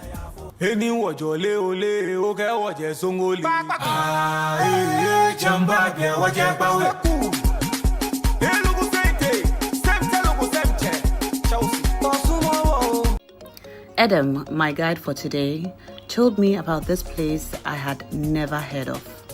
It's a tunnel right under the Jamestown basketball court. The Jamestown Tunnel refers to a network of underground passages in the neighborhood tied to the transatlantic slave trade era. It was built in the 17th to 18th centuries by local slave merchants like Hansen and connected merchant homes to the beach for secretly moving enslaved Africans and goods to ships, evading colonial taxes. Where we call here the slave dungeon, which is the way leading straight to the James Fort prisons, whereby our forefathers used to be in shackles. They will be escorted through this side to the James Fort prisons, whereby because of the heaviness of the shackles and the people pulling them behind, make them move like 1 to 2 hours before they got in there. And the heat capacity in this tunnel mostly kill some of them. So it's known to be the place where they call the only strong survive. Only the strong survive. And moreover too, we have another place called the Watcher Town, whereby if the slaves die in the dungeon, the slaves masters will take them and throw them away for the vultures to feed on. So from here we'll be moving to that side. So I left this tunnel with more questions than answers about how our forefathers survived in this unventilated tunnel for many days. Right above the tunnel are boxing gyms and a sports area. Jamestown, particularly the Bukom sub-area of the town, is known for its renowned boxing enterprises. Boxing in Jamestown boomed under colonial gyms and Nkrumah's post-1957 sports push, with pioneers like Roy Ankra winning international bouts. Today, the many boxing gyms in Jamestown are open to both professional and recreational boxers. These gyms are very busy very early in the mornings and in the evenings. One of my favorite young boxers, Prince the Buzz, trains here at this gym. Right outside the gym is the Jamestown Community Theatre Center. It's a community center for theater productions, town hall meetings, and other entertainment activities. I noticed that there was a lot of street art on the walls. Some of this art is merely for beautification and display of talent, but some of them have meaning. This Orange the World art piece, for example, is a campaign against domestic and gender-based violence. The inscription on this piece reads, Bu Bomo Adisa, Bu Omami, Bu Onyemiyo, Bu Onyemiyo, Bu Ohefatalo, Entne Wonsa Wo Obaso. Stop online abuse. Respect the voices and opinions of women. I'd say my time in Jamestown this morning was beautiful and eye-opening. Jamestown continues to be Accra's heartbeat, Accra's timeless, resilient cradle of Ga heritage, colonial scars, and triumphant spirit.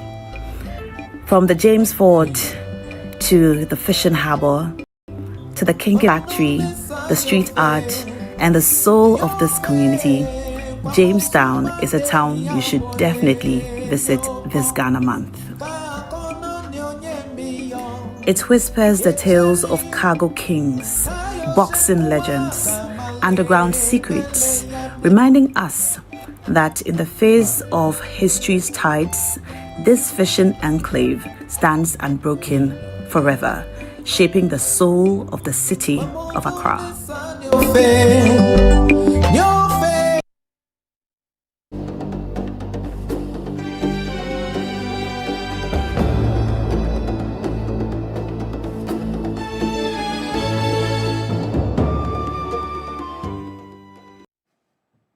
Well, we have to do some birthdays, and well, we'll see how we'll see how that goes. Please go on. Yeah. So if it's your birthday, sorry, you're coughing. If it's your birthday today, yes. Happy birthday, Mrs. Eva Aite Engman. Wishing you God's blessings on this special day. May He grant your heart's desires. Happy birthday to you, ma'am. Regis.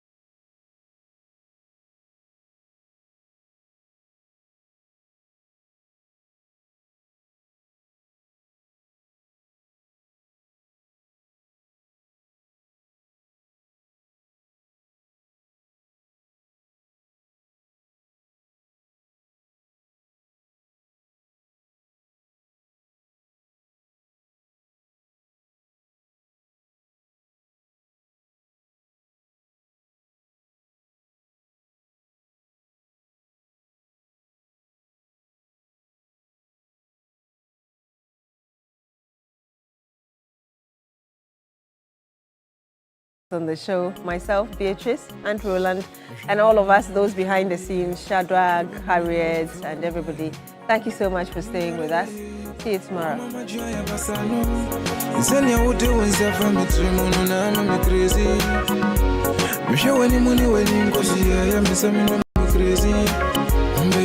Baby, hold on,